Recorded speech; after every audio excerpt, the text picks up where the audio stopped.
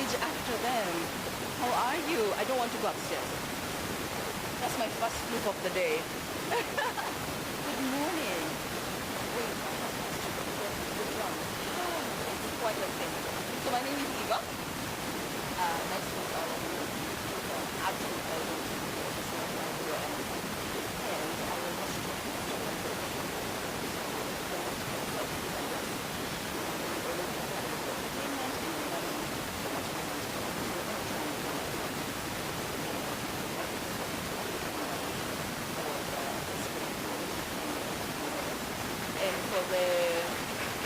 everybody had a moment, didn't we? The dancers had it. So I'd like all of us to share I won't memorize them. Grasa Michelle Trust, they're on our programs, hopefully. They could be displayed on the top, please. So that we can all meet each other on online spaces. Today's a networking forum, we will do exactly that. Please, let's relax and talk to each other. Everybody came here to meet everybody. That's the spirit of the day, right? Yeah. So make sure we do that, okay? So we get the most for our time. All right, I'd like to welcome Caroline Armstrong. She's the chairperson of New Faces, New Voices Kenya. So she can give the opening remarks. Caro, are you ready? Yeah. You're very welcome.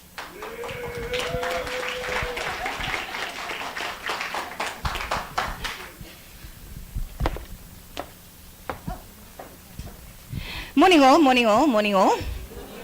Morning, can we all replicate that energy? Good morning all, good morning all. Thank you. Okay. So first for me is to welcome all of you, and all of you looking fabulous. Okay, so well done. Everybody's looking fabulous. And the people that look the most fabulous in the room are today's graduands. Now, I don't know if all of you know, I learned this, what's the saying? I was today years old. When I learned graduand with a D, okay, is just before you graduate. Graduate is after. So for now, they're graduands, okay? Right, we've had the excitement and hopefully the energy of the dancing that we've done and the music, and like was said just now, like Eva just said, is hopefully the drum beat goes into our hearts. Okay? Because today is going to be about that. So it's going to be about feeling yourself from within. Feel your heartbeat, hear your voice. Okay? So hopefully the drums have set that up. Now we are a community. The Women Creating Wealth creates a community. All right? And so like Eva mentioned, please get to know each other. So all of those that are in the other cohorts, look for the ladies in the gowns. Talk to them. Find out what has the rest of the journey been. What does it look like so that you get the best. Fantastic. I can see over here they're already turning around and going, oh, you're one of them. Okay? So get to know each other. It's a community. Now, in the spirit of community, I would like to ask for a moment's silence. This cohort lost one of its members. Okay? So during this journey, Linda Achieng, her business was called Kente Creations, and unfortunately she passed. So the community of graduands that you see lost a member. Okay? So in that spirit of community, if I could please ask for all of us to have a moment's silence. Okay? Remember her. Can we all ask that her spirit continue to rest in peace and that her family and loved ones continue with strength? And to this cohort that is graduating, okay, know that you do it for yourselves and you do it on behalf of women in businesses everywhere. So you're doing it for Linda too. So if we could have a moment's silence, please.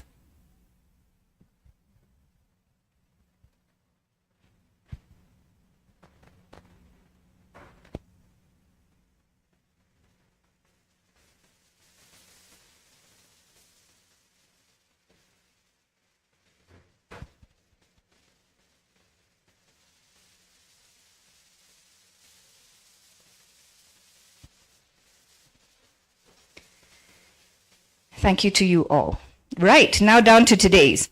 I was given the brief, did you all hear it, where we were told we're going to try and catch up time, okay? So that was a very quick message for me to speak fast. So I can get to the end and say thank you, or I could speak. I will choose to do what I do well, which is speak, okay? I'm a good talker also. The first is I would like to acknowledge and to thank, okay, our chief guest, Commissioner Njoki Kahiga, who has come all the way from the land of green gold.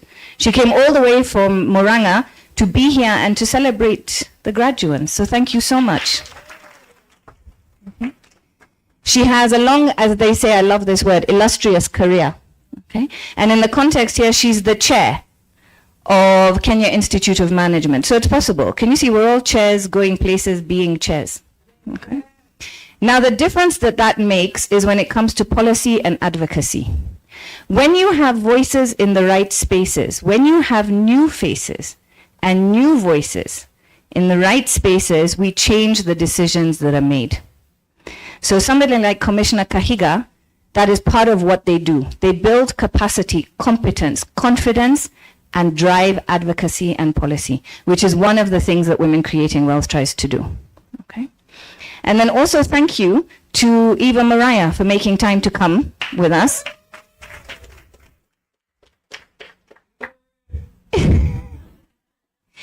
Eva is a renowned, successful, illustrious, authentic business leader and entrepreneur. You know, being an entrepreneur is hard. Do you guys agree? Okay, it is hard. Now, the journey that an entrepreneur walks, she learns the steps, the pitfalls, the mountains. And so when you have somebody like Eva who has walked that journey, find her, because that's the journey you all are on. Okay? So don't go into a pothole and think you're the first in it. Others have been there, and believe me, because they were there, the size of the pothole you hit will be much smaller. Okay? But equally, the size of the success you can achieve can be much. Thank you, Peter, who's not even a graduate today. He's not even in a cohort, okay? So I think first, celebrate yourselves, get to know each other, okay? And then to the men in the room, please stand. You guys are going to make me ask twice. Okay. Yes, I love the way Eva, why is everybody clearing their throats? There's no speeches for you, sorry. I think the men here, and we discussed it the other day, we said there are different types of men that support a woman's entrepreneurship journey. There's the one that thinks it's sweet, okay? That lets her get on with whatever she's doing and thinks that some way she'll make her way through, and that whatever business it is sweet. Then there's the one that supports, but supports quietly. Okay, so they're not necessarily going to be with you, they're not necessarily going to do actually anything, but they'll be there to pat you on the back and say, good job, keep going. Then you have the cheerleader.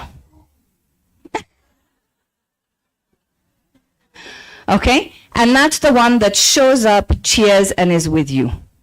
Now that's the one that is with you in many ways, can be by your side as you walk the journey, is helping open doors for funding, is helping create access to markets. They show up in different ways. So can we please clap for the men that have shown up for us? Okay. Thank you very much. Thank you very much, gents, for being with us and celebrating these entrepreneurs today. Okay. And so to all of us, I would love to welcome you to this ceremony. You guys have walked a journey as the graduates. We have fire starters here and we have intergenerational. Those are two programs that we run. As new faces, new voices, what we focus on is two very simple things in very big words: the economic empowerment and the financial inclusion of women. Okay? We are economic powerhouses, irrespective of what we do. Say it under your breath. I'm an economic powerhouse. Okay? And believe it. Remember I said the drums should stir your heart. Believe it. Because if you don't believe it, nobody else can. Okay? So believe it. You are an economic powerhouse. We try to build that in people in three ways.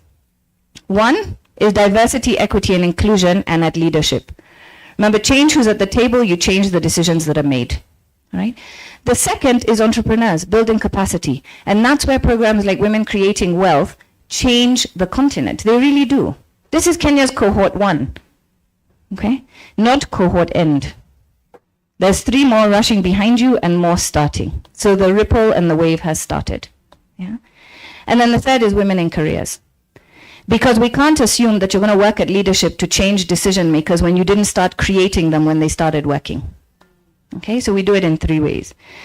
Where this program is beautifully aligned and where New Faces, New Voices works with GMT to help implement and create that capacity is on this program there are 3 things. Okay, 3 main things. And I'm going to get in trouble just now because one of them I've changed the words. Okay, so you guys need graduates. I'm changing the words for you, so please protect me. 1 is access to markets.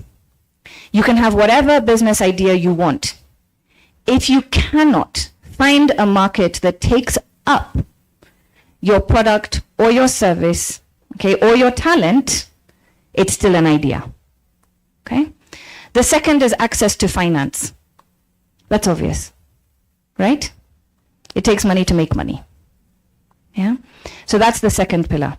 The third is, I'm going to shield myself here, called capacity building. I have rephrased it to call it access to self-potential. Okay? Thank you. And the reason I'm calling it access to self-potential is because it starts with you. It starts with you believing in you, you trusting you, you knowing what you don't know, but be willing to learn it and grow. You have to be brave. You have to be bold. You have to be innovative, you have to be collaborative, and you still have to do all of the other jobs in your life that a woman has to do. Okay? Now, the access to self-potential is because what this program is doing for you, it's building you. So please look at the person next to you and remember it starts with her. It starts with her. Okay? So women creating wealth is for yourselves and for each other. I'm not going to tell you a lot more about the program because that's not my piece to tell. It's not my story to tell. But know that the journey you're on is yours. Where it goes will be defined by the choices that you make. To the cohorts coming through, one of the key differences is how much ownership you have over your own journey. And I had that conversation with one of the coaches to ask, what is the difference? What is the key differentiator? Okay? What you get out is what you put in. Own the journey. Own the opportunity. Own the networks you're being given. Many of you I met at the Investor Showcase. Own those spaces. So the message that we will leave you with as New Faces, New Voices is own your journey, please. And a key part of that journey is, remember, it takes money to make money. Money comes in many different forms. Okay? So I'm going to hand over to Andia Chakava, who is with the Graça Machel Trust. She's the investment director, but she's also the managing partner of Afrishella. Some of you know about Afrishella. You participated in the Investor Showcase, right? Okay, now you see I need you to be interactive. Raise your hands, those that have had. Yeah. So I'm going to hand over to Andia to tell you about that piece. Remember, it's a key piece of the entire program. But to all of you, I'm going to take the opportunity to say, well done. But remember, you did not come this far to only come this far. Keep going. Keep going. Thank you. Andia?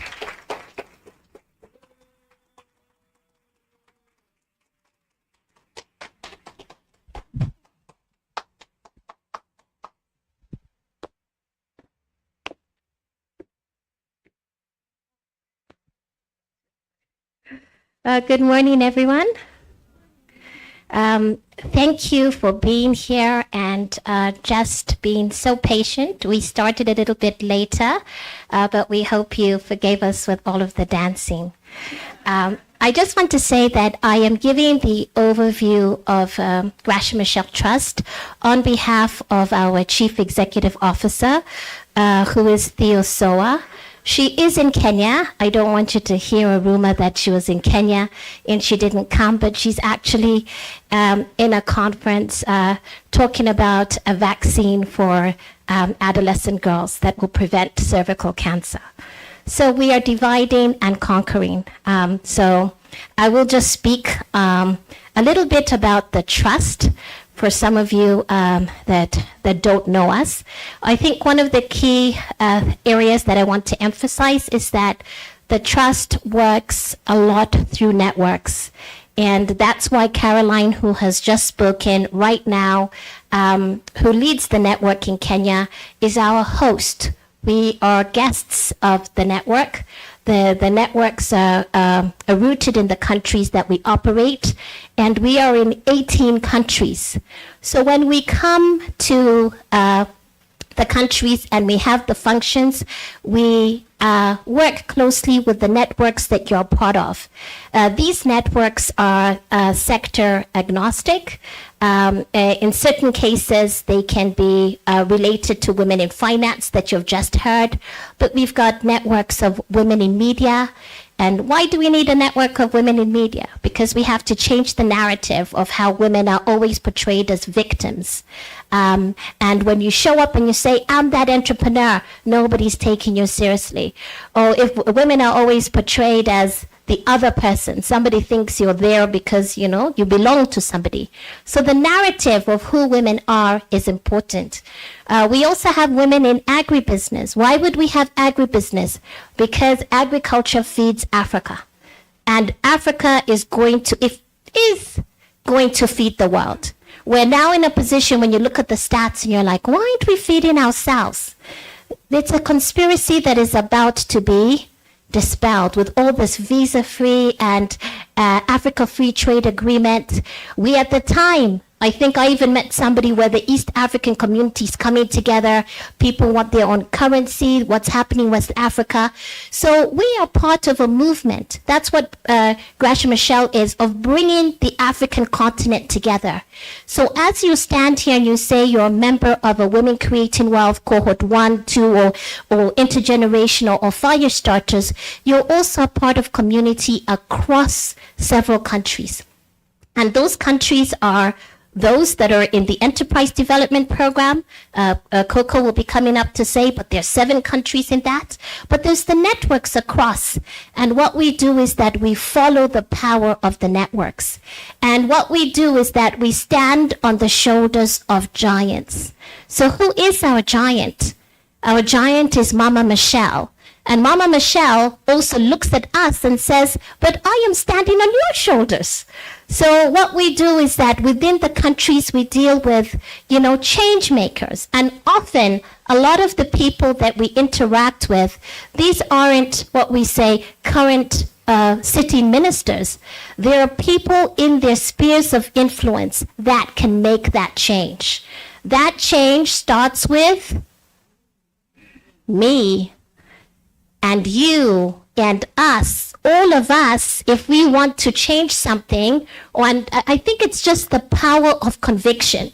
So what you have with us is a family, a protection, a place to go, a place where we cheer you on, a place to share experiences, a place to know that you're not alone, as was shared earlier. So we do a lot of this through advocacy. And a lot of people ask, what is advocacy? We have our advocacy manager here, who is Juliet. And a lot of the advocacy is actually done through the networks we have on the ground because the issues are real. So when we have Mama Michelle sitting at the G7 meetings, yes, sometimes we are invited at the SDG, at the UNGA meetings that happen at the UN, all of those discussions, when we sit as representatives of gender and civil society at whether it's 2X or AFDB, we're talking about issues that are happening real time. These are tangible experiences of women. These are voices that, experiences you've shared with us that we take up to the very highest level. So advocacy is actually seeing the common trend in those particular areas, seeing the research that comes and advocating for that change.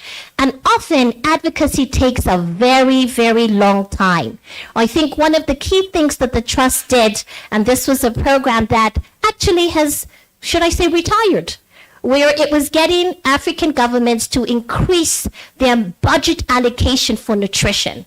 And why do I mention this now? Because nearly, I think people stood up, Kenya was about to cancel our school feeding program. For kids, that's the only place they eat. And these are things that has been happening in policy across Africa because the trust was in those rooms.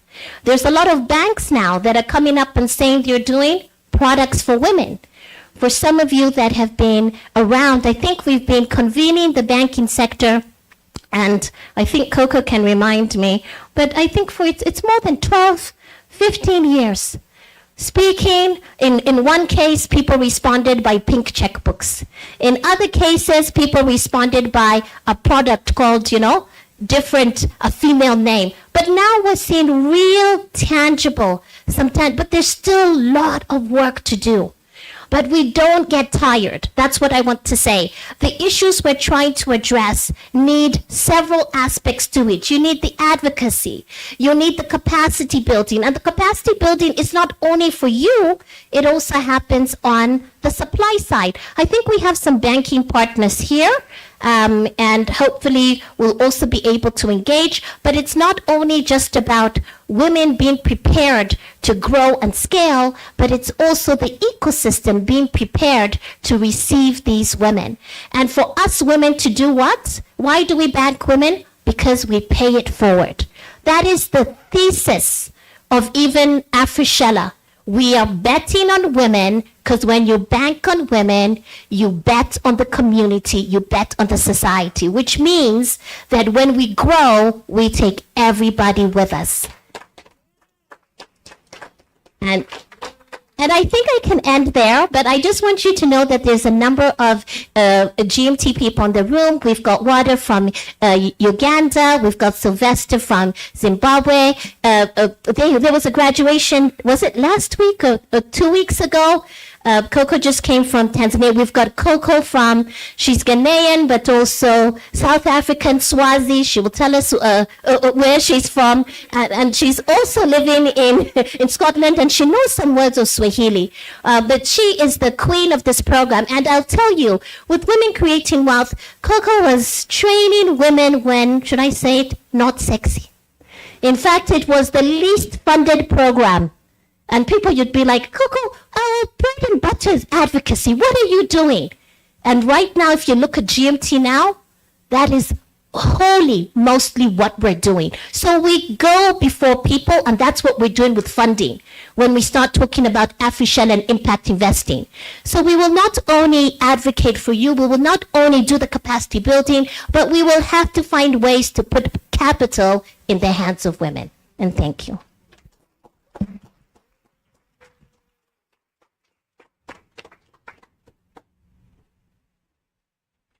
Andia was to invite Coco.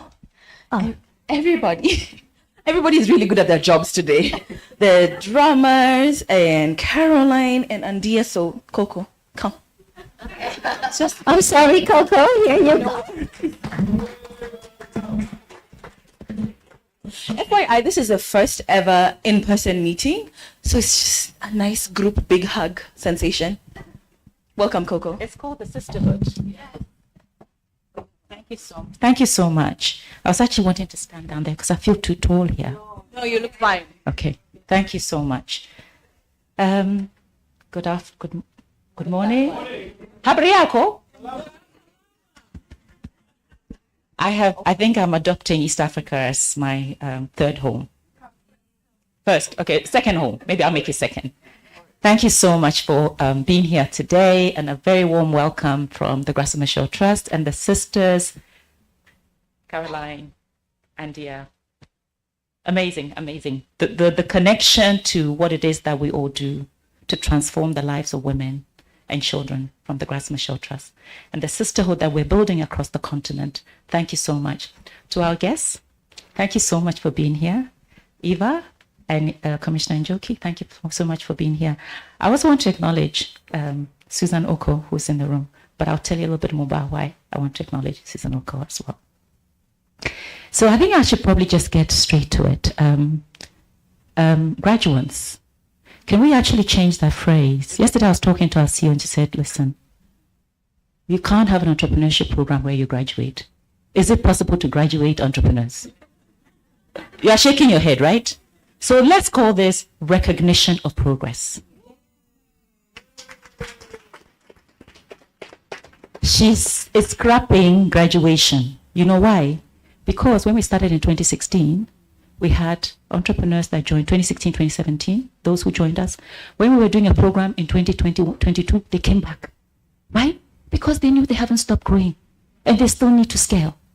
So as much as we are loving this day and we're celebrating with you, please know this is recognition of progress, okay? Because we have work to do. Now I'll tell you why we have work to do. We started the program really at the Grassroots Shore Trust, right? Grassroots Shore Trust, the conviction that Andia talked about started with how our founders' vision and wisdom around how you bring about change. And being part of the political liberation of Mozambique and Southern Africa, right? It was clear to her that we have got political freedom now, but there's something missing. And she says the women who participated in that political liberation did not do enough for other women. So her next mission that she took on with conviction was the economic liberation of women. And that is why we started, the Grassroots Show started. And it started with the financial crisis in 2008, when it became clear that men were making decisions on behalf of everybody and got us all into trouble. That's the crisis. So it's like, how do we get more women sitting at the table where decisions are made? And that is what started us with the New Faces, New Voices, Women in Finance group, right? We're in 18 countries. And really, it's about the collectives of people coming together to say we want to bring about change. And in this case, it's women who have been left behind, right? Brothers in the room, we're with you, we love you. But this is a conversation we need to have. That when we started Grassroots Shore Trust, our assumption was women are undervalued, they're underestimated, and they're underrepresented, more importantly.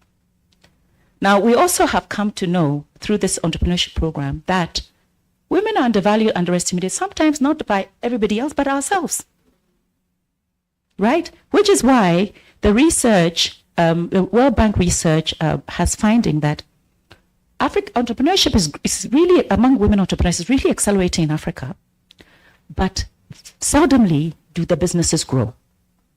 Who wants to put a hand up to confirm that study? Otherwise, the World Bank has told a big lie. How many of your businesses do you believe is accelerating in growth from where you started? Put your hand up. Okay. How many X? 1X? 2X? In every, let's say over the last 5 years, those who have been in business for 5 years. Tell us, those of you who say, I've gone 10X my business, which means I was $100,000, let's use dollars, and I'm now at 1 million. How many of you can say that?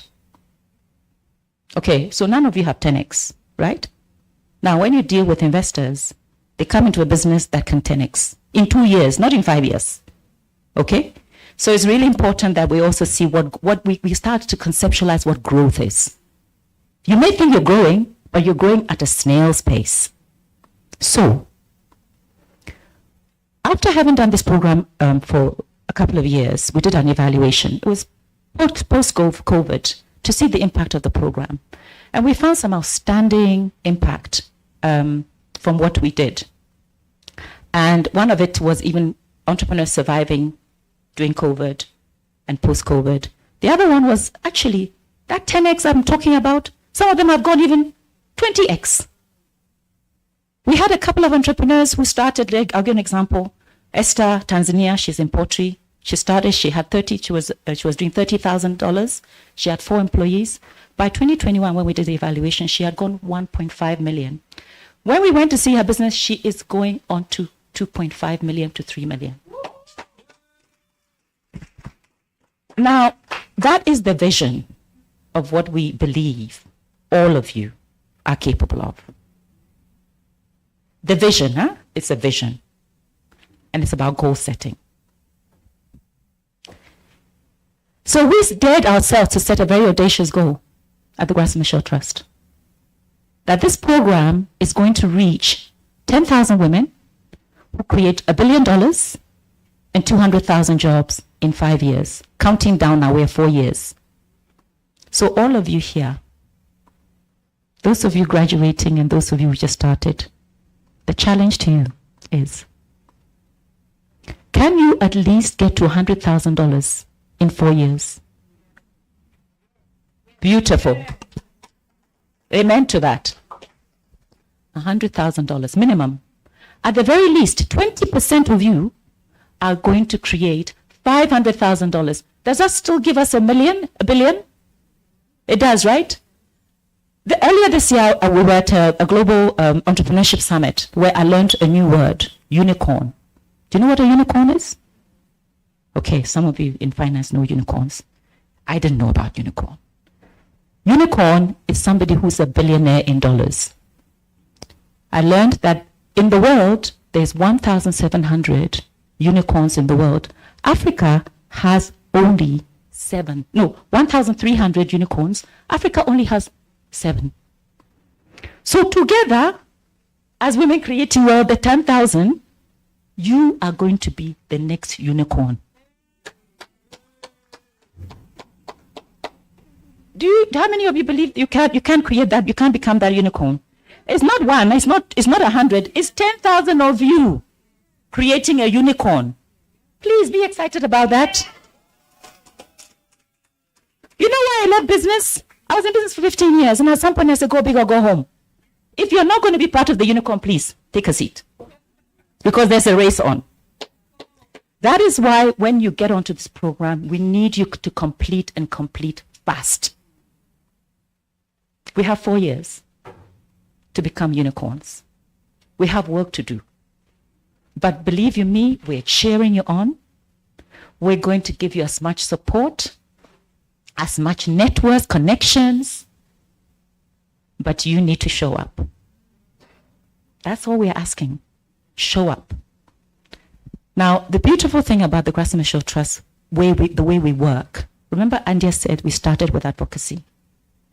Advocacy is really important because we say, when we have given all the training, the linkages to markets, finance, and everything, and you have absorbed it to the best of your capacity, and within your control, try to grow your business, and there are barriers that you cannot do alone, we need to stand as one to go to decision makers, to go to government, to go to sector industry heads, to say, this is the barrier that we are all facing as a collective of women in agribusiness, a collective of professional services, a collective of women in manufacturing, creative industries. We come together as a collective to get our voices heard. So please, all of you here need to know your collectiveness, if there's such a word, is the most important thing that is going to get you to break barriers where none of you alone can do it. So you need to hang together. That is why we've also set up a program where you get to know peers. And then you also get into collectives where you are in sector groups. Some of you look like you have not even met your peers. Please, the program is designed to support you as best as possible. And it starts with your peers, because you never know who you can do business with, who you can collaborate with. And all those, we talk about networking, right? It starts with those peers. If you can't network with your peers, you'll never be able to network out there. Go and speak to a financier, go and speak to a marketer, go to government and have a voice. So please, we really, really encourage you to trust the process that we've set up for you. Most of you remember the Ignite program as the hardest, but I also have people who say, wow, I'm just rolling with it because I have been waiting for this. So if you're a little bit lost, please look for your peers to also help you, because there are people who know where they're going with the program.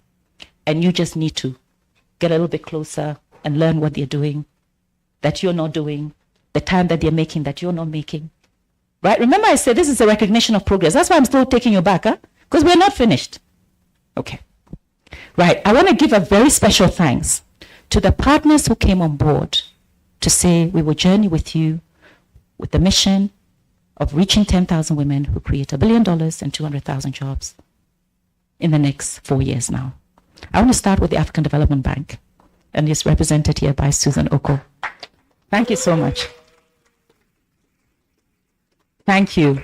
You know, having done capacity building program for a little while, we got to a point where the women are saying we're tired of capacity building program. Can you put money in our hands now? Right? So Andia leads the investment fund at the Grassama Shore Trust, where we're trying to capitalize it, right? Afrishella, to capitalize so that we can directly fund you. After having done women's financial inclusion advocacy for so many years, we want to be able to say, we are now putting our money where our mouth is, by developing a fund where you can be funded. We're also looking for multiple partners. I've seen, there's some partners that we want to really start formalizing our relationship with, to be able to say, banks, please, here are the entrepreneurs, investors, who Andia is in conversation with all the time, to say, can we put more money in the hands of women? Because I think she also made the case, why do we really support champion putting more money in the hands of women? Because when women have money, we don't marry another husband, right? Okay, what do? We inherit more children, the extended family, you know. I don't want to call it what we sometimes call it. It really is about investing in ourselves, and we invest in our communities. That's why we really are keen on that. I also want to mention Visa Foundation, who is the partner for this Fire Starters edition of Women Creating Wealth. Really, I think we've also learned hugely from the partnership with Visa Foundation, and we really appreciate that. We've also partnered with MasterCard Foundation, and in South Africa, we've partnered with the Industrial Development Corporation, which is a development fund, parastatal. We've partnered with the Financial Services Training Authority. So we're going around the continent, partnering with more people. When we were in Uganda, we started talking to MTN. We hope they'll come on board. We're looking for more partners. But also, the partners that we have, Susan, I'm talking to you, please. We need you to partner with us to do more. Because we've done an excellent job with those that we started with the AFAWA program, right? And we have gone 10x. The funding that we've gone 10x. And we put 10x into the hands of women. Okay? So we just need to do more. We really need to do more. I think we're going to hear a little bit about how the program works. So I'm not going to go into it too much. I've also really mentioned to you as the graduates that it's a recognition of progress. I think that's really important. I think one of the key learnings that we've also had at the Women Creating Wealth, Grassama Shore Trust Women Creating Wealth program, is how much the program also works because we have this relationship with networks in the different countries. So when we come to a country, we already have a sisterhood. We have partners who will say, here's the way, here's the landscape of how things works here. So you're not starting from scratch all the time. It helps us to leapfrog very quickly when we start initiatives in countries. So I really want to say a special thank you to New Faces, New Voices, trustees here, right? Caroline Armstrong and Wogechi Gitata. That's right. Thank you so much, because they hold that fort, and I tell you, this is an awesome force for the Grassama Shore Trust in Kenya. Their work is amazing, strong professionals. They really give us a slap every now and then to make sure that we are all on the same page, and we really appreciate that. So thank you. Thank you for the partnership that we have with you. I also want to just maybe just lastly talk about some of the things that's really important to us as we go forward. Many times when we talk about women creating wealth, in fact, Tanzania, I was warned by a very big businessman, said, hey, you know, when women have money, it's a problem, huh? We have also heard in South Africa, we need more support from our male counterpart.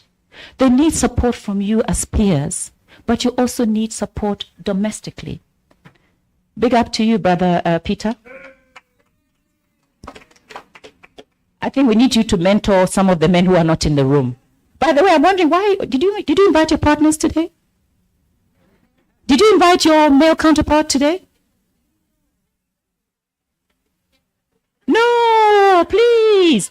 Let's not exclude them when we say women creating wealth. Where does the wealth go to? It goes to them. What are we creating wealth for? For our home. So please, let's explain, please. We need you to be advocates and champions in your homes so that they are not threatened. And this is a very serious thing. Huh? Everywhere we go, this is an issue. They say we need support from our partners. And I see women who thrive and are going towards the millions. They all have partners who partner with them. Who in the pillow talks deal with, the stressful times, etc. So please, just ensure that you don't leave the men behind. Because if you do, you will be. Maybe Kenya is not like that, but in the room, because there's such few men here, I am not sure if you could have done better than what we have now. But that is a message to all the men in the room who are champions as well. Please, when you talk to brothers, please put in a word for your women entrepreneurs, because it's really important that we're not pulled back. And with that, I want to also thank our team, our awesome team. We have our Chief Financial Officer in the back there, Terry. We have our advocacy manager. Kenya is really blessed. We have some of the powerhouses here. We have Wandini, who is, everybody, who doesn't know Wandini in this room? You all know Wandini in this room, right? Why is that? He is the learner management system support guru. All the women, because we put on this learner management system for the e-learning. Why? Because we want to save you time, They all struggle when we do. Wandini, 24/7, he's on a call center. Most of you don't know, most of us, right? But everybody knows Wandini because of the digital challenge we've given you. Please take on that challenge, because if you can learn online, you can do business online. We've been very intentional. It's difficult, but we've been intentional. We also want to find solutions for more FaceTime, okay? And that we want to do with you in a focus group meeting. Hopefully we can do that today. I also want to mention Mercy. Mercy is our program manager for the Women Creating Web program in Kenya. We have Melissa, who's our program coordinator. Most of you will know Melissa as well, right? Yes. And then, of course, we have Jane Mui, who works closely with Andia on the Gender Lens Investment Fund. We have Sylvester, who's joined us as an M&E. He's doing a roadshow across the continent to see how we're doing. How can we do better? So welcome, Sylvester, for also making sure that you join the graduation, because he's also doing M&E here, right? Monitoring and evaluation. It's very important to us that, remember we said that 10,000 may create $1 billion. We want to make sure that we can really validate that. That is what it does. So when he calls you to say, I want to have an interview with you, please fill in this survey to see how you're doing, what's your turnover, please no.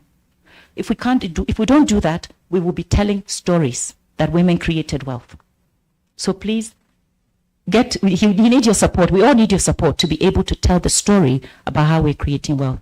I don't know if I've left any sister. There's sister, you see, this is how much we love each other. Wada runs Women Creating Wealth in Uganda. She's joined us here. Okay? So this is the love and the sisterhood and the brotherhood that we have that really is changing the continent for the better, for entrepreneurs, for women. We're also very passionate about girls. Grassroots Show Trust has an adolescent movement because we believe we need to start sensitizing young women at a very early age. So we have an adolescent movement for that. And they will be the next and future, because we're not young forever, right? They will have to move forward and create more space. And hopefully they would have had that conviction to bring that same information and change as a change makers to the next generation. With that, I want to say thank you so much. And we look forward to the panel session that will also hopefully help you understand how GMT brings about change for entrepreneurs. Thank you.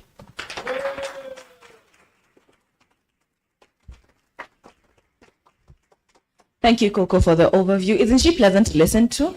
There's so many sound bites she's been dropping. I'm having a hard time keeping up with them, so I'll watch the video, like I almost always do, after. And then I take my notes, and then I get my tweets. So let's just write them down. So you have to indulge me. Unganisha are our entertainment group. I'm not going to call them.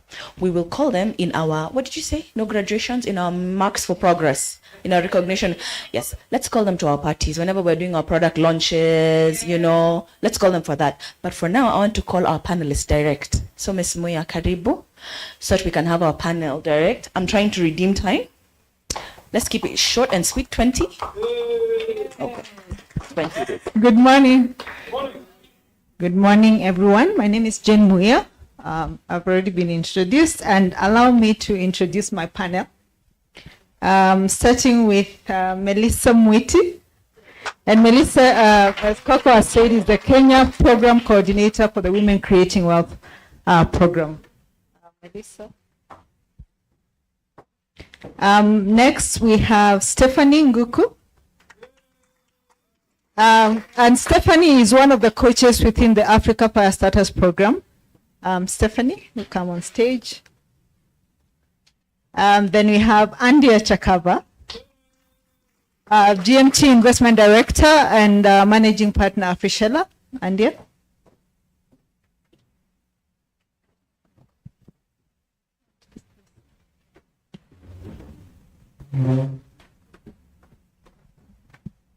And then we have Juliet Kimotho, our advocacy manager.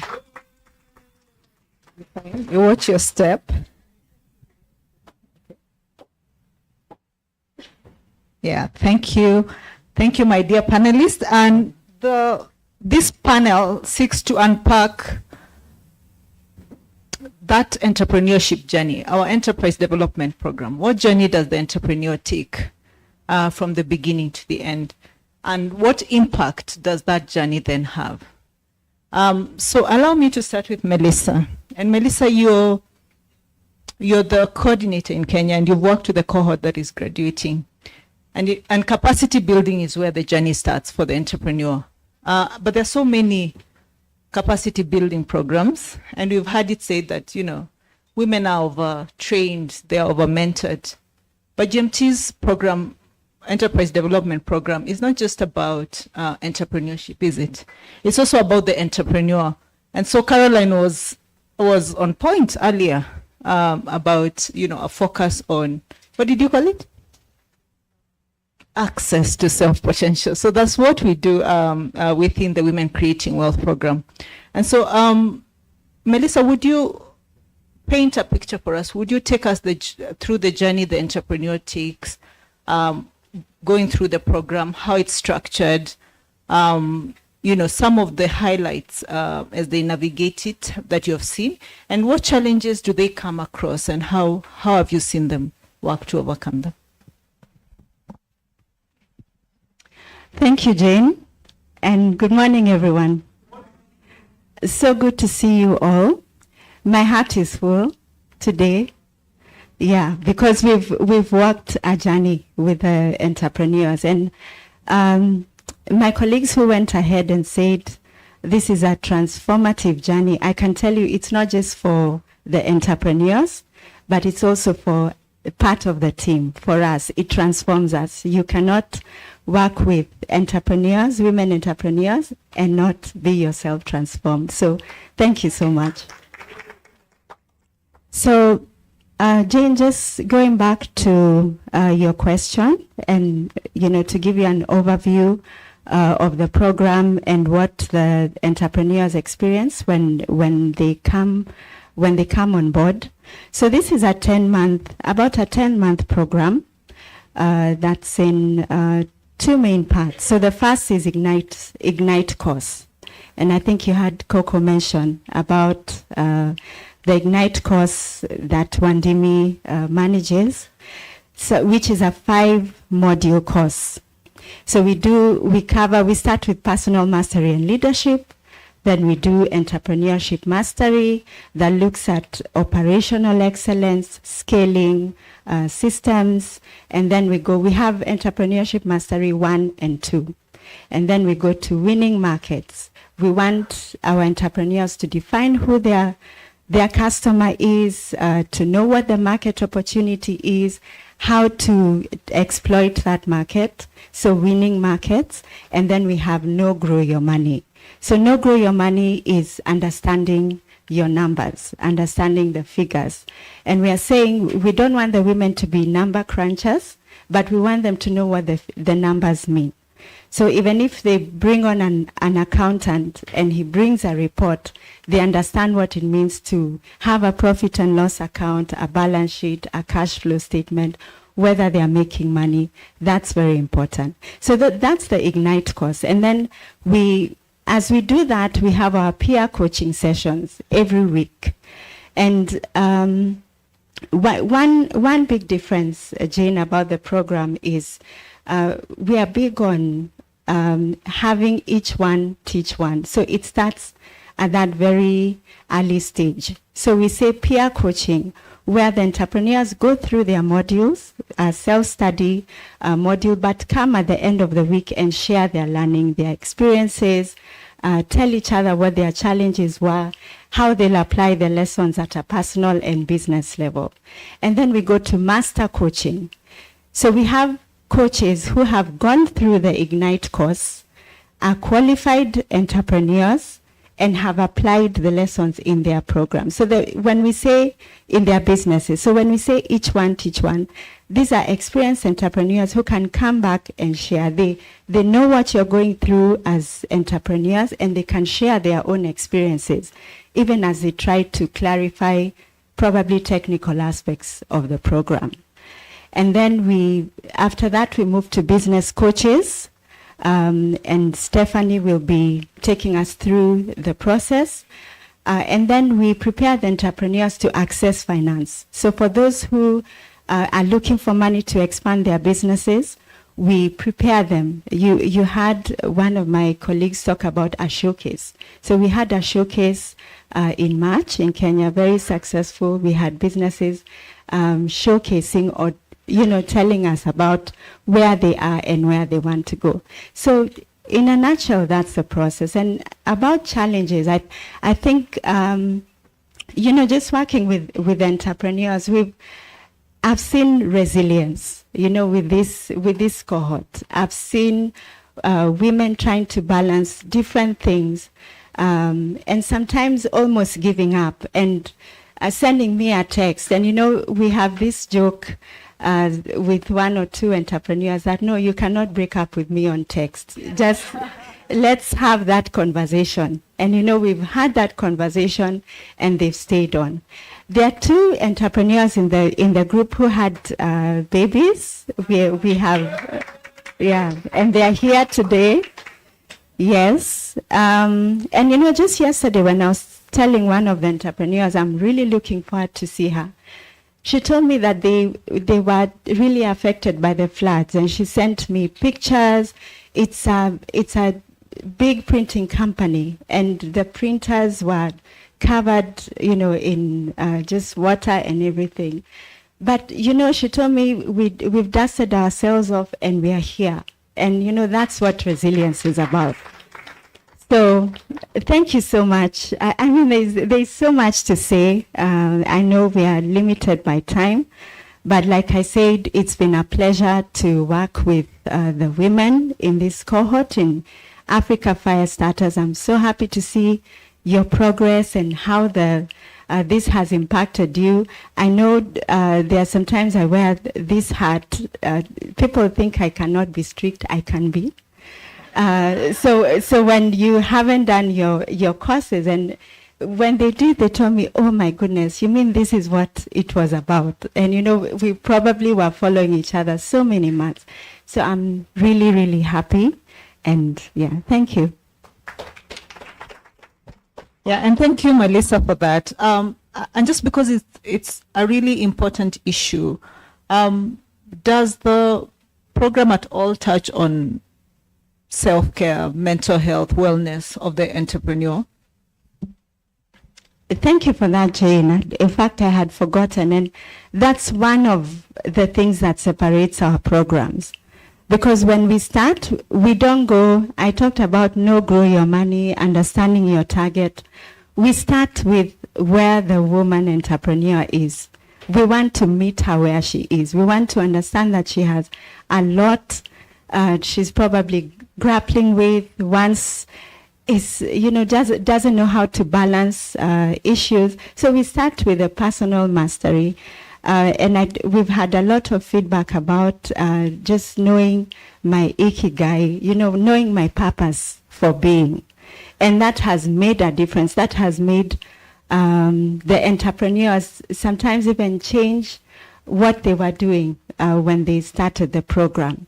And, even topics around self-awareness, emotional intelligence, leadership, how you lead your team, that has come out as something that stands out strong, from other capacity building programs. Thank you. Thank you so much, Melissa, for that. And Stephanie, business and technical coaching is a really important element or component of the support that we provide entrepreneurs. And you've been one of the coaches within the Fire Starters program. What key elements of coaching support have you provided the entrepreneurs that you have worked with, and how have you seen them benefit from that support? And maybe give us the challenges that you've seen them navigate and what highlights you might have from supporting them. Great. Thank you, Winnie. My name is Stephanie Nguku, and it's a great pleasure to be in this session today. Representing one of the coaches among other amazing coaches who are also in the room, and have had the privilege to coach 6 entrepreneurs who are graduating today and are in the room. Yeah, I can see Nancy come. Okay, a couple of them. Great to see you there. So my engagement with these entrepreneurs has been, how the engagement works with us is that we begin with gap identification, whereby we are looking at the gaps that in their businesses. And now with a key focus on investor readiness, and what we are doing is that for you to be investment ready and to be able to attract the capital that the likes of Afrishela investors and financial providers have, there are certain benchmarks that have to be met. And in a lot of cases, we always have the issue around, the supply and demand, mismatch, where the supply is those who have the financing and those who need the funding, the entrepreneurs, that's where the demand falls. And, you get a lot of questions we come up. Why is it that, with all this finance that we know is available, how is it that we are not able to access the finance? And usually the issue is around that. Now, the supply side, they have their own requirements or thresholds that they need to be addressed. But then the entrepreneurs or the demand side seem not to understand exactly what it is that the supply side requires. So we as coaches are work with entrepreneurs in being able to address those gaps, which potentially are could be the bottlenecks why they are not able to access funding. So the engagement is that we begin with a gap analysis, and this has to do with doing a holistic review of the business, of the gaps which could be there, and this can cut across areas like market, areas around operations, around compliance, around the systems and structures, financial management, the team, and issues around governance, and so those. Because the issue of finance is not just that, we need this funding to for working capital or for capex or to do 1, 2, 3, and 4. But then again, as a business, you need to be able to show that the business is well grounded, because with the gaps that are there, essentially are perceived as risks. When funding is extended, if those gaps are there, those are potential risks. So we work with the entrepreneurs in helping them to address these gaps. If it is a market, for example, looking at some of the areas of the support that we work with and I've seen cut across, one of the areas is around access to market, because, if there is no market, then it means you are not selling, you are not making money, you cannot get to the 10x that Coco was talking about. So a lot of times that's a challenge that most entrepreneurs are facing. And so we look at what avenues are there that we need to be able to look at, and we need to be able to understand our market. What is the market size? What are the trades around the market that we are looking to serve? And what are the needs? Are we really addressing those needs? Could that be the reason why our products or our services are not being consumed? And so much around the market. We really need to understand that the market that we're serving and that what we are offering is really market fit. We look at the issues around operations. A lot of times, the businesses we start, it's a one-woman show. We are ladies here, and we are doing everything, from financial management to marketing and everything in between. And so as a business grows, we find that we have challenges, especially when you start bringing in the team. We lack systems and structures, and a lot of things can, fall, a lot of things can go wrong. So systems and structures are areas also that I have seen we need to fix, and because if they are not fixed, again, potentially could be areas of concern. Again, also the issue around financial management.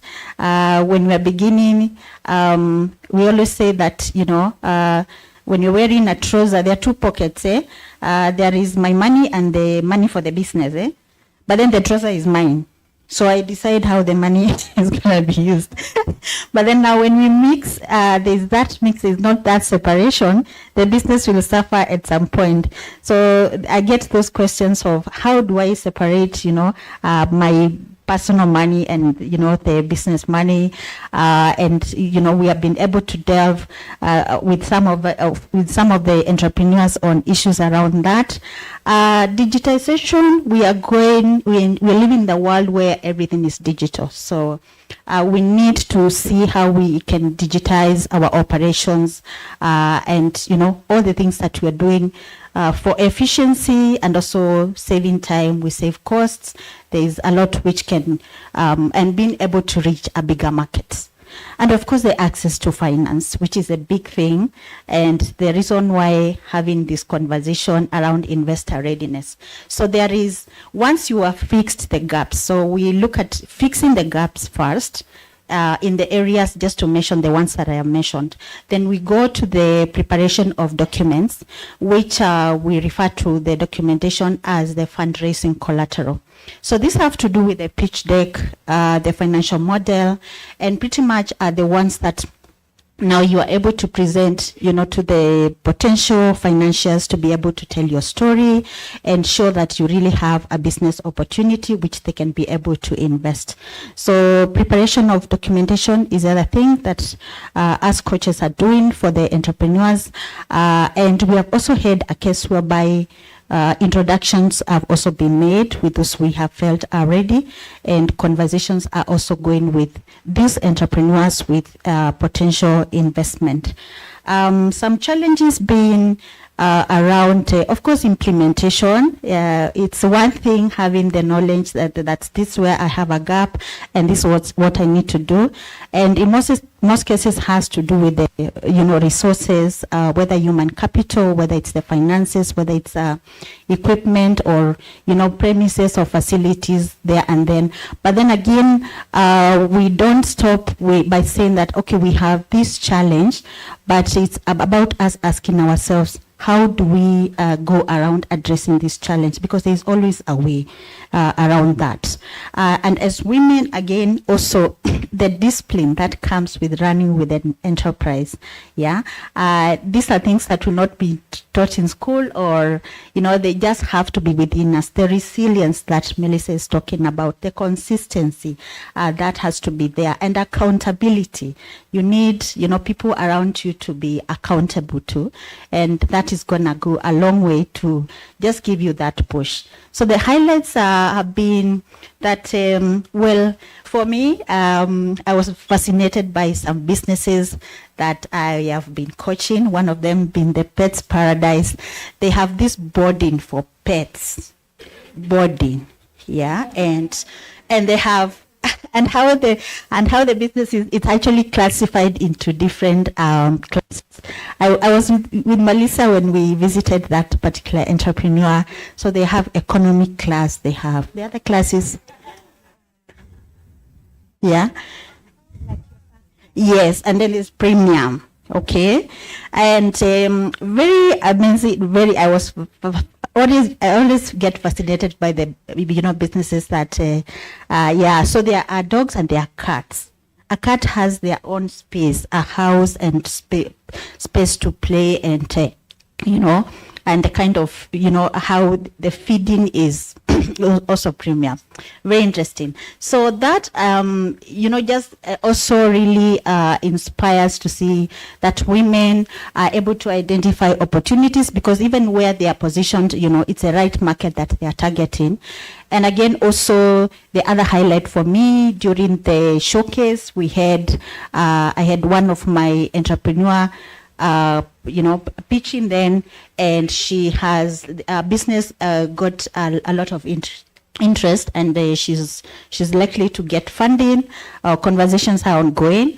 And the other one, we have had many light bulb moments where we have had to think about remodeling the business, looking at the business model, what we are doing, and finding that there's money we are leaving on the table, and we can even add a few more revenue streams.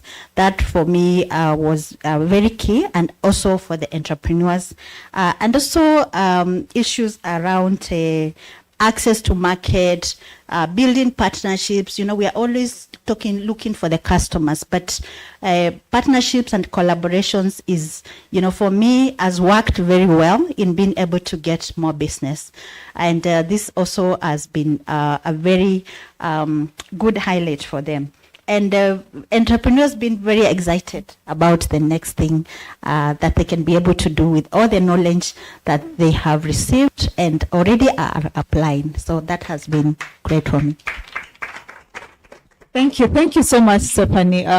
Such a detailed depiction of how deep the coaching actually goes, and thanks for highlighting the innovativeness that women entrepreneurs are capable of, pulling off, but also just linking investor readiness to strengthening business models so that they can be robust and scalable. Now to you, Andia, and Andia, you're leading the gender lens investment efforts at GMT, as well as the access to finance facilitation for the enterprise development program. And as we know, access to finance continues to be the number one barrier faced by SMEs. And Afrishala catalyzes investment advisory to support, investor readiness, and also provide access to finance through a variety of interventions that we put forward. So could you just take us through how we get this done and what impact that has had, especially in this particular cohort? Yeah, hello everybody again. And Jane works really closely with me, so I wish she was the one even answering this question, but it's fine. I think she can add on, since we've been a formidable team of two. I think we tend to interact with entrepreneurs first in the beginning through data. So what a lot of you don't know is that when mobilization happens, we are looking for the ones that have a certain revenue scale. A COCO, because it's enterprise development, they can start a lot earlier with an earlier stage, but we'll be looking for businesses that have shown they've been around for 3 years, at least have a turnover of $60,000 a month. But that's not to say if you haven't reached there, there's nothing for you. No. That's why we have the coach. That's why we have the linkages.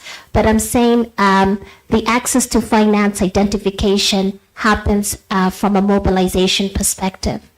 At that point, when women join the program, we get to find out, we've seen businesses that have even been exporting to the US, UK, that have never even done a capacity building program. And what does that mean? It means that there's a certain level of, they do say ignorance is bliss. You don't know what you don't know. And a lot of these businesses have been self-financing. In fact, that is the preferred mode of how businesses have been supporting themselves in Kenya, in Africa, through retained earnings. And retained earnings is something that is good until you realize that you need to scale, or you have an opportunity and you can't capitalize on that opportunity. And then you walk into the bank and this bank manager doesn't know you, has never seen you, and now you need a loan when you're desperate.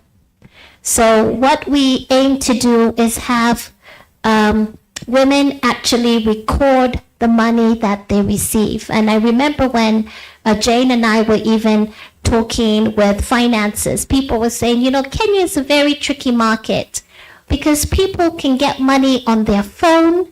And now, because of our zealous efforts of government, even paybill people don't want, they're saying send money to the same one, which means from an investor point of view, there's revenue leakage.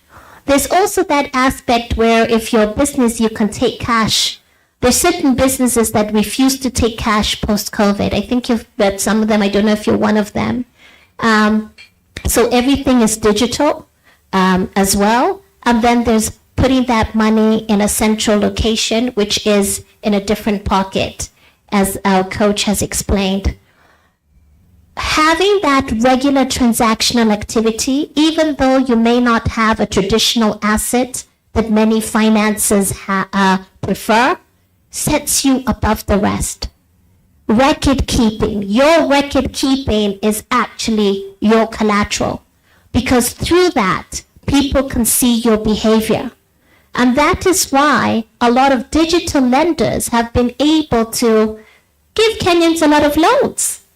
And what do we have to say about that? How many percentage of Kenyans are in CRB, Credit Reference Bureau?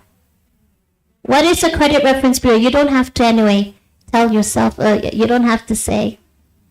But some people joined there because, they didn't pay back. It was so easy. It was so easy to get a digital loan, and many people took a digital loan. But did they take it to grow the business, or they took it when, they needed to do some grocery shopping, they needed to do something extra?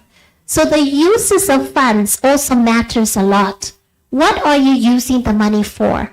And many times we say, hey, we need this funding, but when we actually look, we tend to find that, and it's mainly women, we're asking for too little. But also that amount needs to make sense to the amount of revenue you're making. We've seen businesses saying, I have revenues of about $100,000, but I would like to receive a loan of $100,000 or $200,000. It's really difficult for it to be one for one when you're starting out. It's got to be incremental. And in fact, with us, as we engage with the ecosystem and even our approach within Afrishella, we have what is called as milestone-based fundraising, where you get initially maybe a small amount, and then after you're able to top up and get a little bit more. So he who can look after the small money well can look after the big money well. But if I asked you now, how many of you have actually received some form of capital and paid it back? And I think this is something people need to declare. Now, we know in Kenya, you might not have borrowed from a loan, but did you borrow from your husband maybe? Did you borrow from the SACCO? Did you borrow from the Chama? Did you borrow from the Shylock? We need to know this because, again, your ability to pay back in whichever way is also a form of reference. It's also a form of basically, and what we've been doing within Afrishella is also educating the financial community that there are alternative ways to assess credit.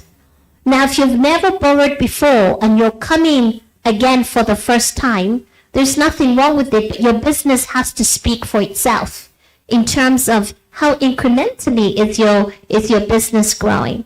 And also, are you basically in an area that is very, it has a new market and you can grow and you're very unique. And these are areas that investors fund. So what we find is that we have to start off with information. There's a lot of people that are used to the traditional forms of finance. They're used to the banking sector. But there's a whole other aspect of different funders. Does anybody know what an angel investor is? And has anybody received capital? Now, the word angel investor is misleading. And I remember when we did our study, everybody said, I'm looking for an angel investor. And they thought because, that's a good person. It's actually like a high net worth individual. It could even be somebody you're in the same community with, that you happen to share about your business, that actually took the first bet on you. And would you believe even us as Afrishella, one of our first investors is an angel. These are individuals. So you can make an angel investor out of anybody. What you have to do is be ready with your elevator pitch. And that's why we spend a lot of time getting you ready and confident to pitch your business and to do it in an as efficiently as possible. As I speak to you now, I constantly have to be pitching Afrishella in whichever form. I have to be ready to pitch it in 1 minute. I have to be ready to pitch it within a panel discussion. But ultimately, the investor needs to know why your business is unique and how much money you need and what is the return. So immediately when I meet somebody that there's no business case, they're not arguing about whether women entrepreneurs are going to grow. They say, what are the returns? Now, for those of us that haven't necessarily done our forecasts, and forecasts is our numbers, you have to go and say, how am I growing? And you have to think really ambitiously about the growth. I think Coco has really challenged us about the scale. You're thinking big, and that's not to say that if you want to be the small mom and pop shop, that's fine. But what we also want to see businesses that are going to have succession plans, businesses that are going to have legacies, businesses that are going to be the ones that are funding other businesses. We're doing this because we're hoping that you too will say, I can become an angel investor. So we are making sure that people understand the different investor types and also appreciate the continuum of capital. There's an aspect of grant funding. That's another very popular form of funding that many entrepreneurs say, I wish I could get grant funding. And it's not as easy as it sounds. It's there. Sometimes it's very structured. It's linked to, very often it's linked to enterprise development programs, and often it has to deal with impact. So the fact that we are women entrepreneurs does not naturally assume that the impact will happen. We have to work for the impact. And what impact are some of the investors chasing, like us? We want to see gender, and not just you being women-owned, women-led, but are you the sort of company that you say, oh my gosh, I just found out my girl is pregnant, now I have to fire her, who else now, next. We have to see, is it a good place for women to work? Is it a supportive environment? Are your products and services ones that are basically improving the lives of women, not simply just exploiting women and doing that normal, looking at women more as just a consumer, but are we actually helping the lives? Many people are also looking at climate change. What can we do about climate change? And you'll be surprised, every aspect of your business, from disposal, from recycling, from the packaging material that you're using, from the content, has the climate change angle. Is that something that has been thought about? There's also the aspect of how much of your business is going back to indigenous communities. So if you're there and you're dealing with some agricultural product, is there a traceability factor that we can say it actually came from this person's farm, and actually with the proceeds of our business, we're giving back to that community? And why is that important? Because some of this money is related to impact. Now, I can talk a lot. I haven't even gone into the second part of what I have to say, so let me just keep quiet. But I think I'll see you when we do more master classes. But yeah. I was saying the route to money is based on a number of things, whether it is governance, whether it is the ambition and the scale of what you're trying to do, whether it is the track record, whether it is the integrity. One of the reasons we pride ourselves as GMT, we say we're doing due diligence. If Melissa says to me, this person wasn't even showing up in the program and they were around, I'm like, oh, are they trustworthy? Will they show up with their payments? Will we be able to track them down? So it also has various aspects to it. It's not simply about I need the money, and because I have this business, I must get it. I think it's about the money for the right stage and being able to absorb the capital you need and being able to match your business growth with the right type of capital needed at that particular point. Okay, thank you. Thank you. And isn't she passionate? Yeah. And Juliet, I also know you are passionate, but we are really doing badly on time. And the problem of going last is that, I have to hurry you along. But advocacy is really a key component of GMT's strategy to drive change. And of course, earlier, Andia and Coco alluded to how GMT, has driven the advocacy agenda. And we do leverage our platform to bring together relevant public, private, and development partners to stakeholders to increase engagement and collaboration. Could you just speak very briefly on GMT's efforts, advocacy efforts, and how those have catalyzed a gender-responsive operating environment for early stage and women businesses?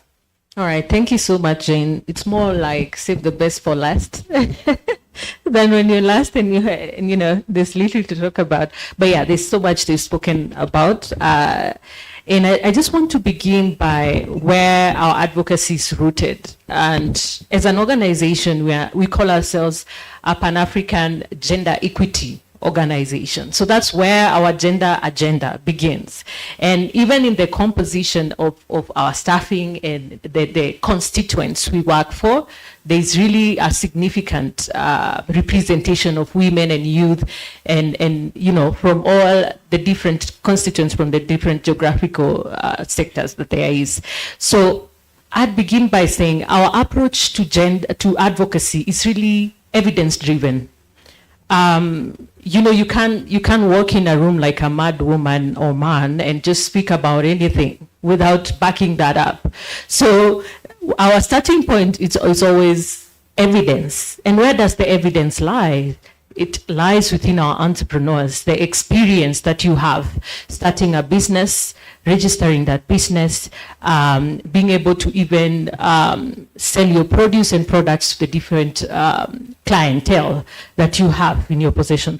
For us, we follow your journey and we want to understand where are your struggles. Are they at the inception stage? Are they at the, scale up stage and all that? So once we collect that evidence, and we've been able to do that, we've been able to conduct studies around the barriers of women and youth in entrepreneurship.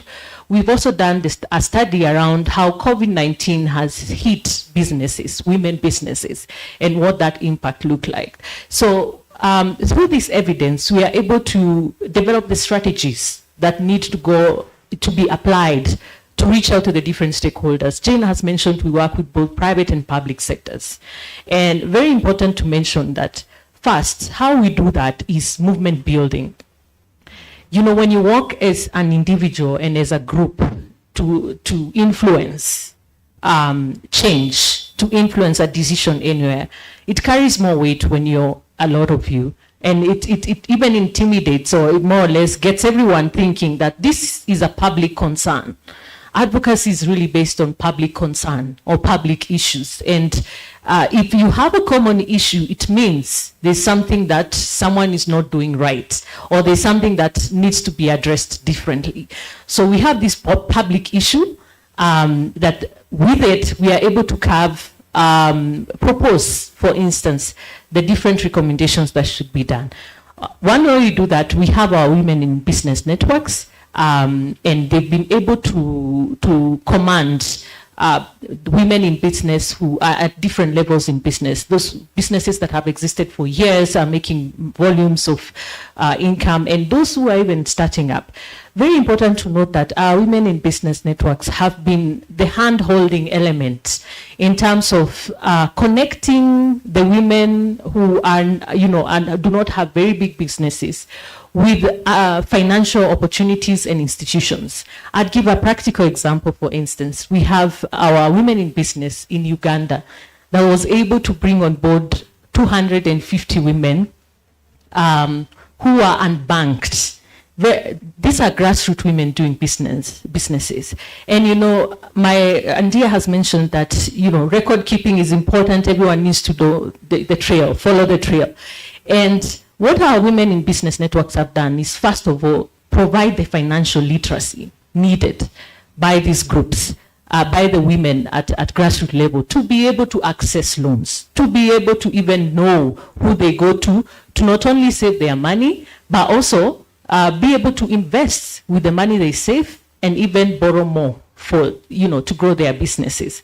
And in so doing, this has attracted a lot of attention in terms of partnerships. We've seen banks seeing an opportunity in this, that, there's this group of 250 women in a district in Luego that has never, had a bank account, or they don't know about a loan product here and there. And what do?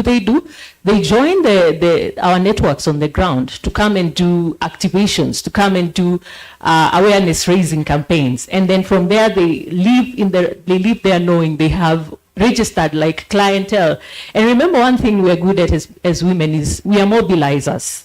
That's why we see a lot of women groups at community level.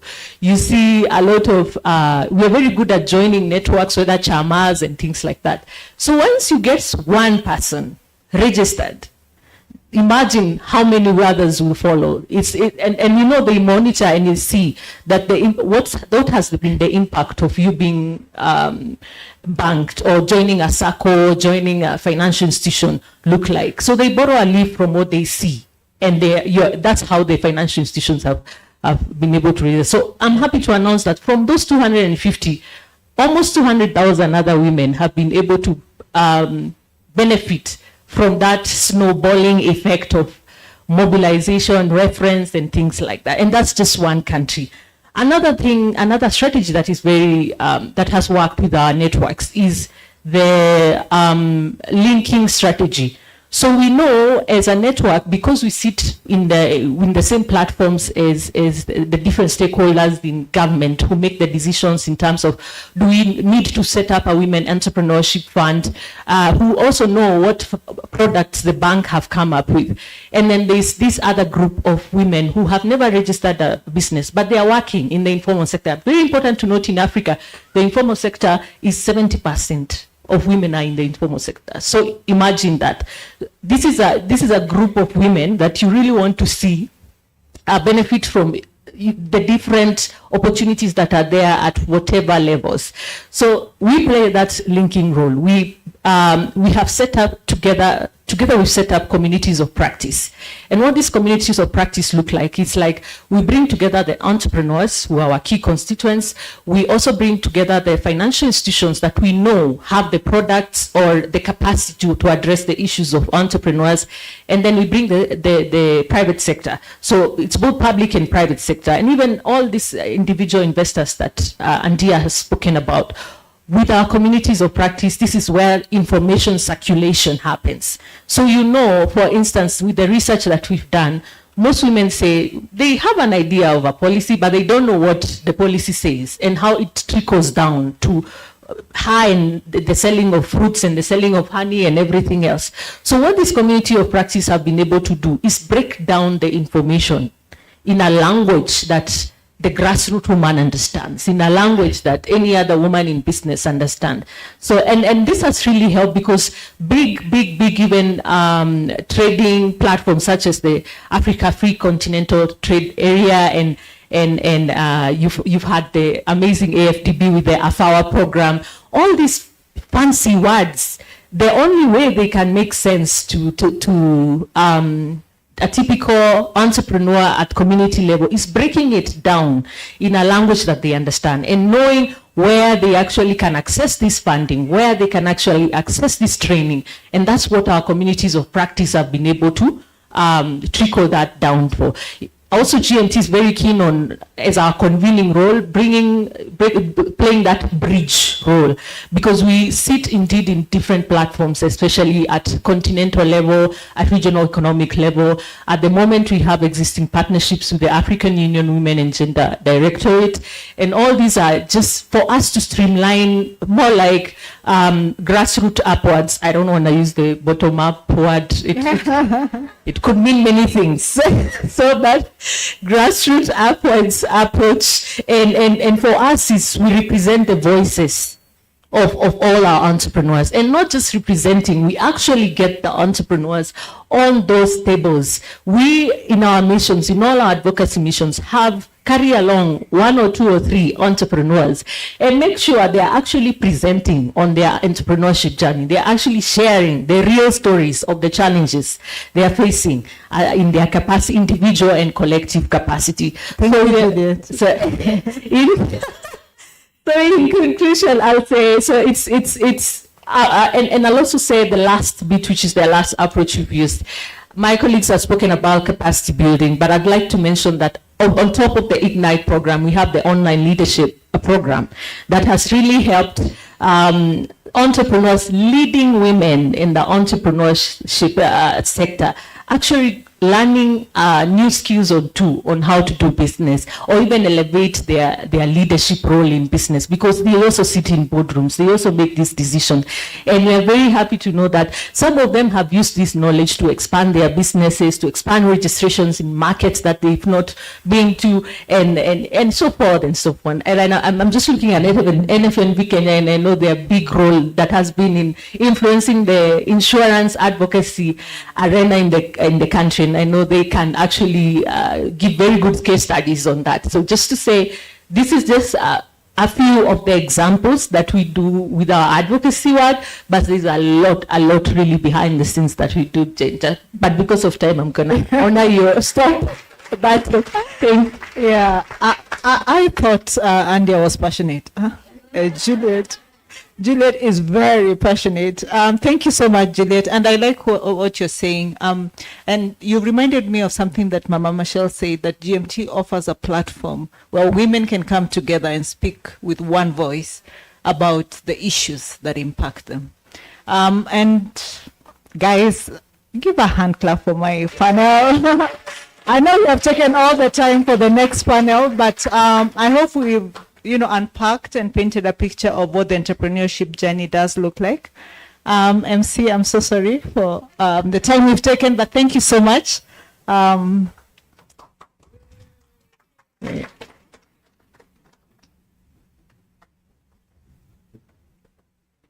Thank you so much. Thank you, everybody. Tea has been served upstairs. A handful of us forgot to sign up for lunch, and this place has a set menu. So for those of you who did not sign up for your lunch, housekeeping, please go upstairs to 7th floor, talk to Daniel, and sign up for what your food is so the chef knows what to make for you. Now, there's a lovely, I am really crushing for time. Are you feeling that? Or you're just enjoying yourself? Mostly the latter. I love that for you. I love that, but we have to help each other here. The lovely Wangeshi Gitata, not Gitaka, okay? Are you people looking up each other on LinkedIn, by the way? Please follow each other, right? Is up next, and she's moderating a session with 3 fire starter entrepreneurs. She is the vice chair, New Faces, New Voices. So please come up and keep it going. Yes, please. No, you will call up your panel. Oh, the 3 fire starters, you're welcome. They're going to be a surprise to all of us. Yes, you're very welcome. Who are the 3 fire starters?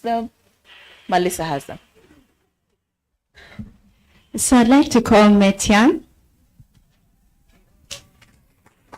Kamadi, and Lynette. We're going to stand. That's great. I think if we sit, we're going to talk for long. So we're going to stand. That's what we'll do. And don't we have 3? The 3 of them. There we go. Wonderful. How's everybody? Yeah, this is really exciting. I love the gowns. Nice touch. Yeah? Yes, so that everybody can see each other. Shall we move over this way? Come. Let's go this way. I need my paper. I don't need the... Come. Yeah? Okay. Alrighty then. Hi. You want to sit? Oh. Yeah, but it's dirty. It's dirty. Let's grab you my seat here.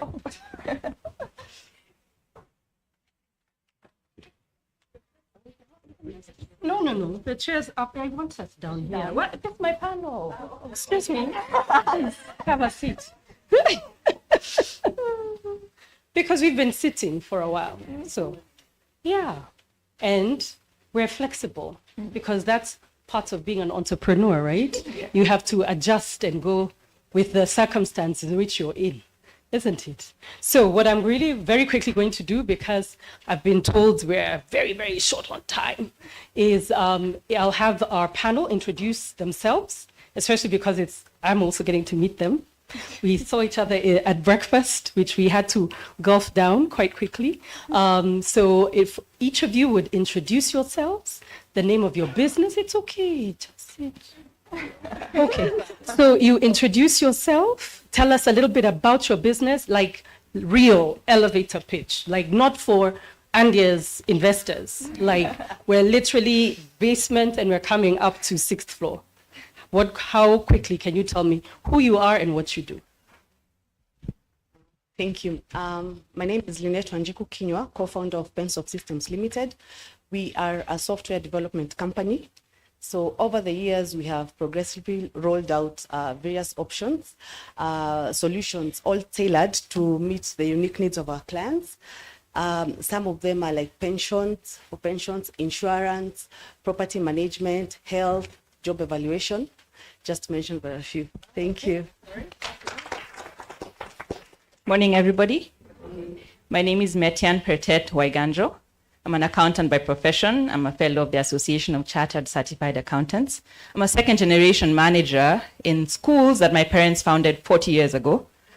I think back, and my mom founded this business when she was in her 20s.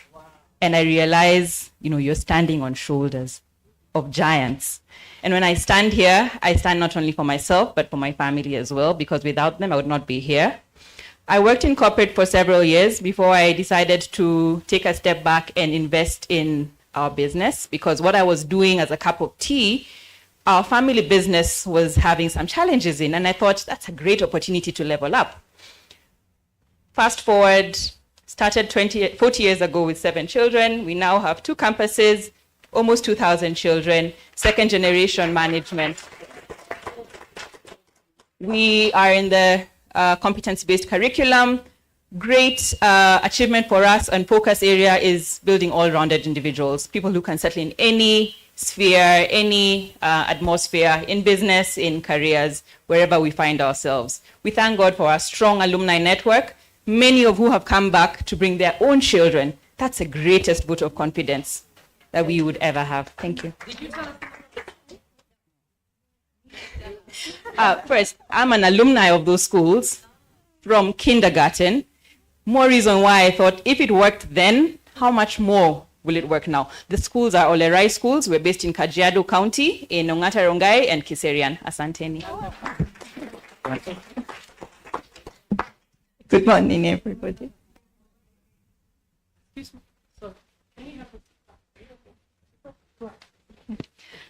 Good morning, everybody. My name is Kamaldeep. I'm the director of Malaika Gifts and Interiors. We are based in Nakuru, Naivasha, and in Mombasa. We deal with handmade gift items. We can do any item you want we usually deal with beads. So we do table mats, wine glasses, and everything. We work with corporates and also individuals. Thank you. Wonderful. Everybody, give the ladies a round of applause.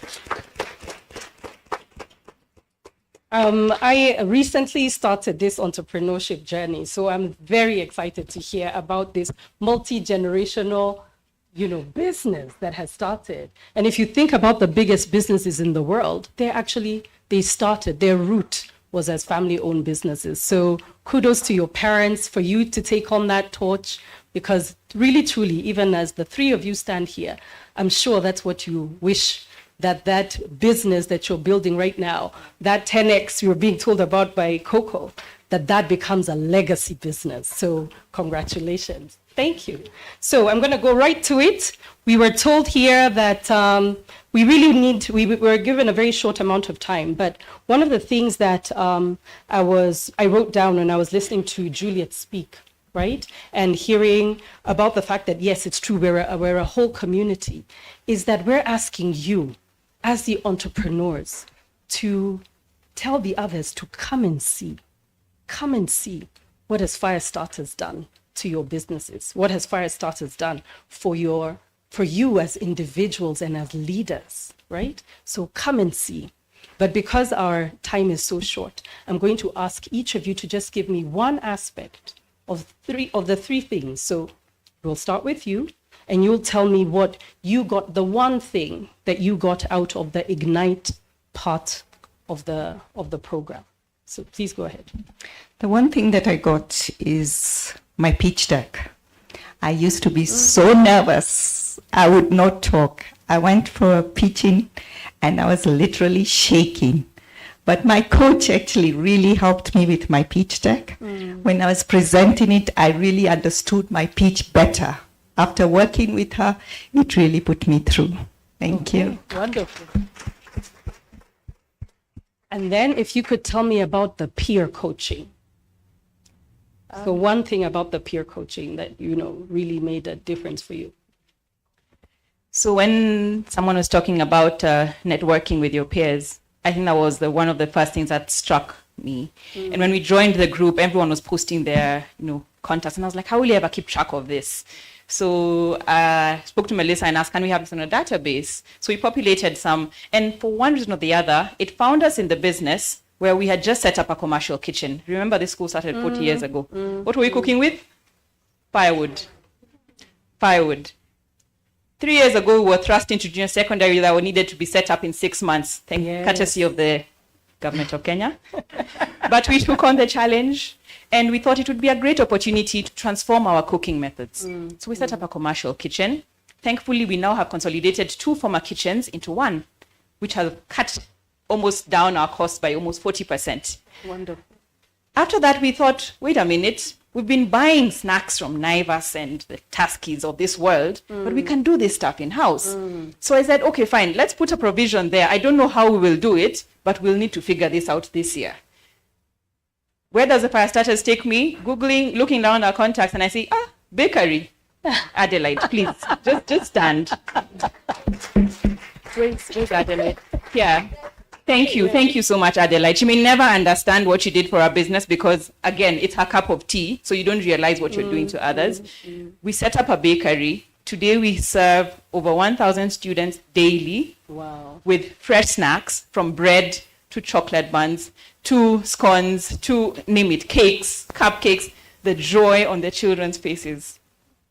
Wonderful. Wonderful. The cost implications, I can't even tell you enough. Thank you very much. Thank you. And for you, I would like to hear from you about the master coaching part of the program. If you could give her the mic. Thank you. That's about the mentor, right? Yes. Now, I got a very nice mentor, Faustina. And Faustina has really come through, and we are scaling the business, and we now have an app that will be beneficial to women. We are in the process, so I'll tell you about it once it's done. And through that, we've been able to employ more staff. Yeah, so there's so much to say about this program. It's only that we don't have time. But yeah, that has been really good. And can I continue? Yeah. I haven't gotten the look yet from. Something, yeah. So something else also I've learned is that about the financial. The finance, we could have people to do for us the financial statements, but then you need to know how to interpret them. And the program has very nice module on all those financial things that you can go through, and they are very beneficial. And something else is the tax requirements. Now, that is a monster. And you could have a tax consultant helping you, but you need to understand, because you can really get messed up. I don't work for KRA, but what they do, they backtrack 5 years back to check how your business was, and it can really mess you up. Yeah. So we need to, and now we have so many of them, so we need to be, to be very careful. Just be compliant. And I also noticed for some funding, they ask you if you are tax compliant. They want to see before they fund your business. Yes. So that one has become very serious. Okay. Well, and not an and. And the last one about well-being. I'm now doing yoga. Yeah. Yeah, something that I never used to do. It's good for you to be in the right mental state for you to be able to lead others. Wonderful, wonderful. Thank you, ladies. I'm going to ask each of you to give me one word, not statement, one word, right? That for you feel sums up the impact that this program has made in you and in your business. One word. So give you a few seconds to think about it. You ready? Go for it. Confidence. I have a lot of confidence now. I can teach. Balance. Family, work. Insightful. Yes. Yeah. Okay. Thank you. Thank you. Thank you so much. Please make sure you speak to all of them. Right? We're here until after lunch, so make sure you speak to all of them, because this is super, super exciting. And congratulations once again. Yeah.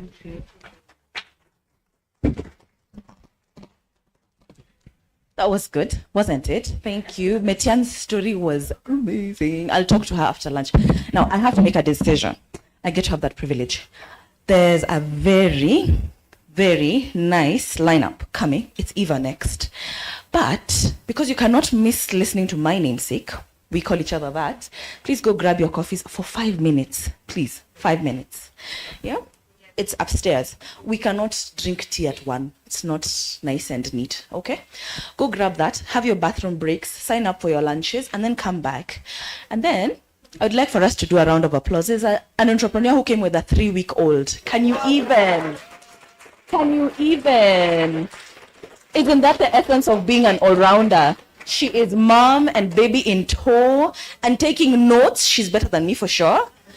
For sure, I will be networking with her on how she does a balance and how she's here with a 3-week-old postpartum. So stand up right now. It is at the stroke of noon right now, right? Please be seated here in 5. Let's be good ladies. In 5. In 5, if you can. Or just pass up the tea.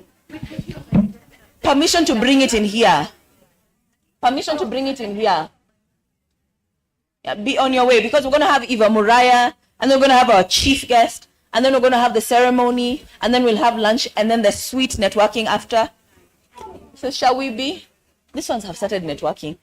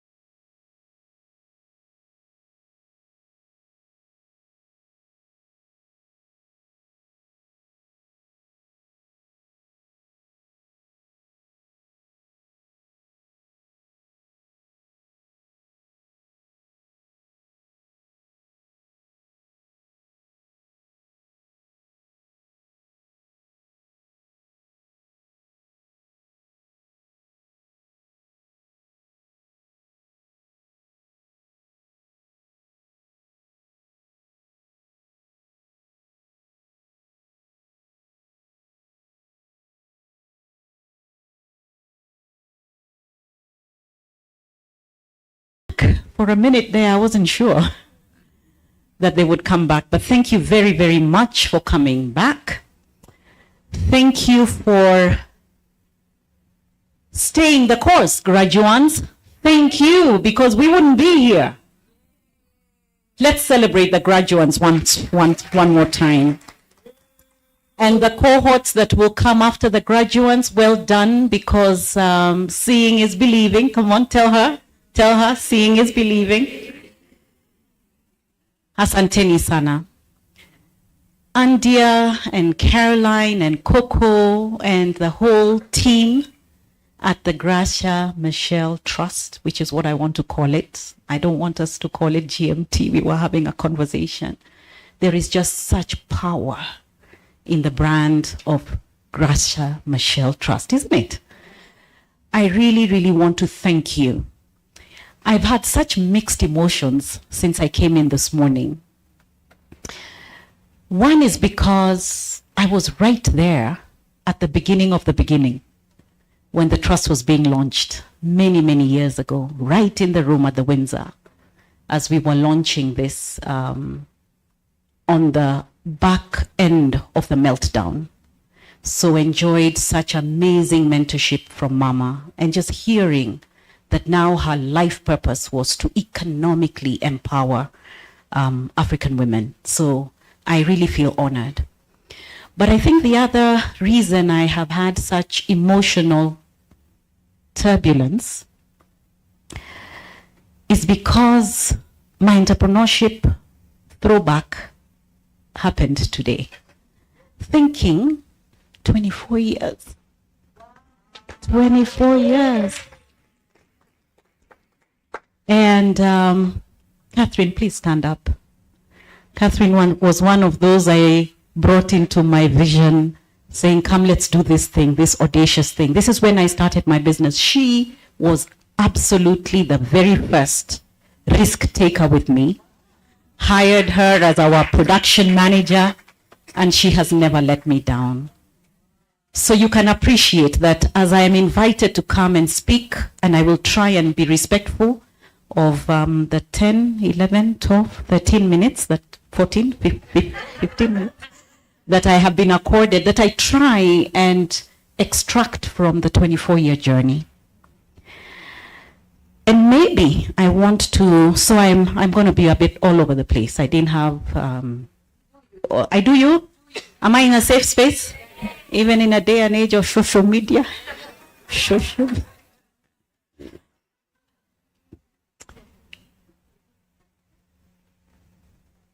Tell whoever you're sitting next to, it takes grit. It takes grit. So just to contextualize, I have been an entrepreneur running my several businesses in the last 24 years. Prior to that, I worked in corporate Kenya for about 12 years.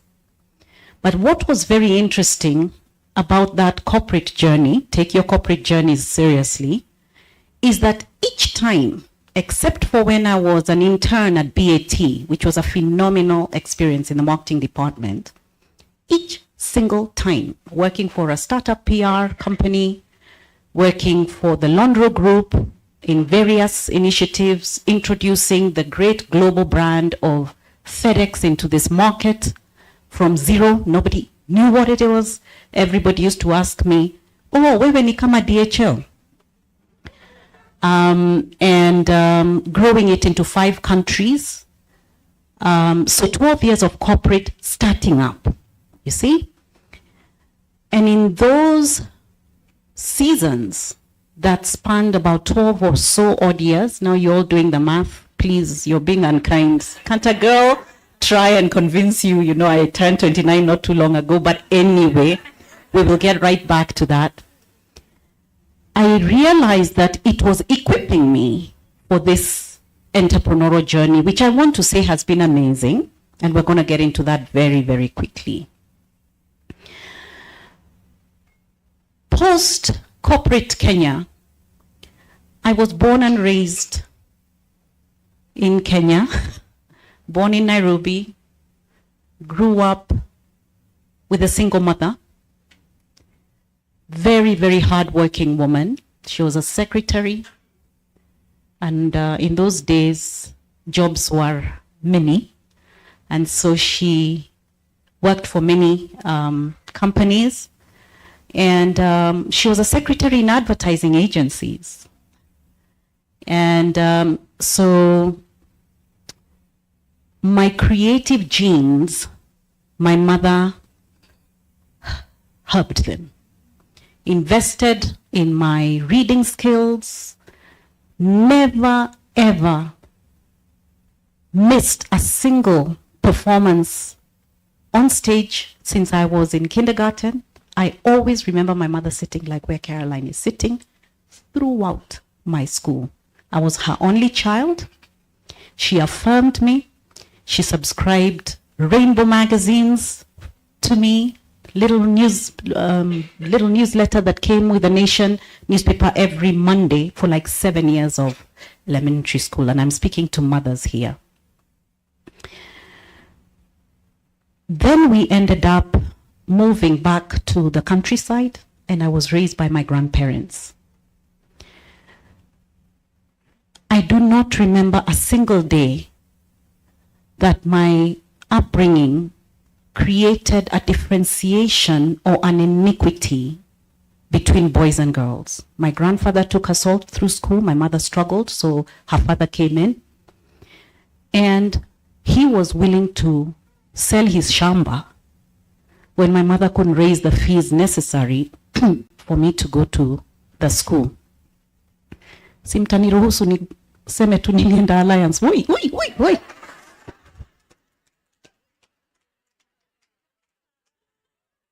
Coco, I went to the school, and I don't have license to tell people that I went to Alliance, so I won't tell them. And that's the socialization. And here I am, you do school, finish, go to college, and start to work. And then this hunk of a man, he started to wink at me as I was on my way to choir, St. Andrew's Church choir. Mike Muriah, please allow me. Am I in a safe space? Mike Muriah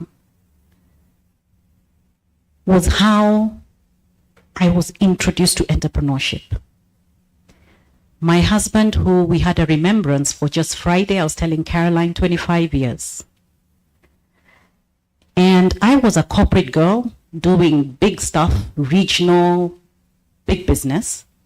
And I married a guy who I loved with intensity, and who on my wedding day, you know those aunties who will be whispering as they give you 20 shillings as your gift. Now you know that I got married a long time ago. And she would ask, na huyu kijana anafanya kazi gani? On the day of the wedding, what does your husband do? What this boy? And I'm like, I don't know, but I love him. Because I had not quite understood that University of Nairobi, upper second in economics, a completely smart gentleman had decided not to work for the banks or anybody, but to set up his business. I thought he was cuckoo, but I loved him. Tell your neighbor, hey, love is a verb. Love is a verb. So his socialization was entrepreneurial. Mine was corporate, okay? I remember growing up in a homestead where they said to you, once you finish school, work hard so that you can work for government. Okay? Work hard so that you can be an engineer, an architect, I think. They talked about engineering, medicine, and lawyer. Okay? Please remember the set on stage, the poetry, writing scripts in high school, winning, I don't know whether I have anybody from my high school days here, but winning awards for high school and plays and best actressing and all that. But the school system did not socialize me to figure out how to dovetail that creative energy. And I was in trouble a lot of the times in high school because of being mischievous. You know, caricaturing the teacher. This is how they, okay. I was probably 25 when I was introduced to this big word, entrepreneurship. But I want to say here today to you graduates, absolutely no apology for that. Okay? Absolutely none. And granted, there were amazing corporate years. I learned a lot. I learned to import from that season professionalism, standards, issues of employee contracts, processes, governance. I was learning as I was starting up within somebody else's budget. So perhaps I made fewer mistakes starting up, which is probably not everybody's experience here. So today, I am an entrepreneur because 24 years ago, I began a company with others called Color Creations Limited. And yes, we have had some mountaintop experiences. We lived through the civil strife of 2008, which was another day. We will talk about that thesis. And did that, excelled in it, built a regional business. And then at the 9th point, the year, or the 9th year of my enterprise, something in me said, I feel like running an operation is not really what I'm cut for. I want to get more into strategic advisory. So nearly 15 years ago, 14 actually, we set up Brand Strategy Design Group, which has grown into 5 enterprises under the group. BSD Limited, which is a strategy practice, Avid Public Relations Limited, Whiteboard Advertising Limited, Brand Code Africa Limited, which is a soft skills development company, making sure people learn to live on brand, for brand, about brand. And most recently, a social enterprise called WADE, Women in Africa Deepening Engagement. And there's a reason for that.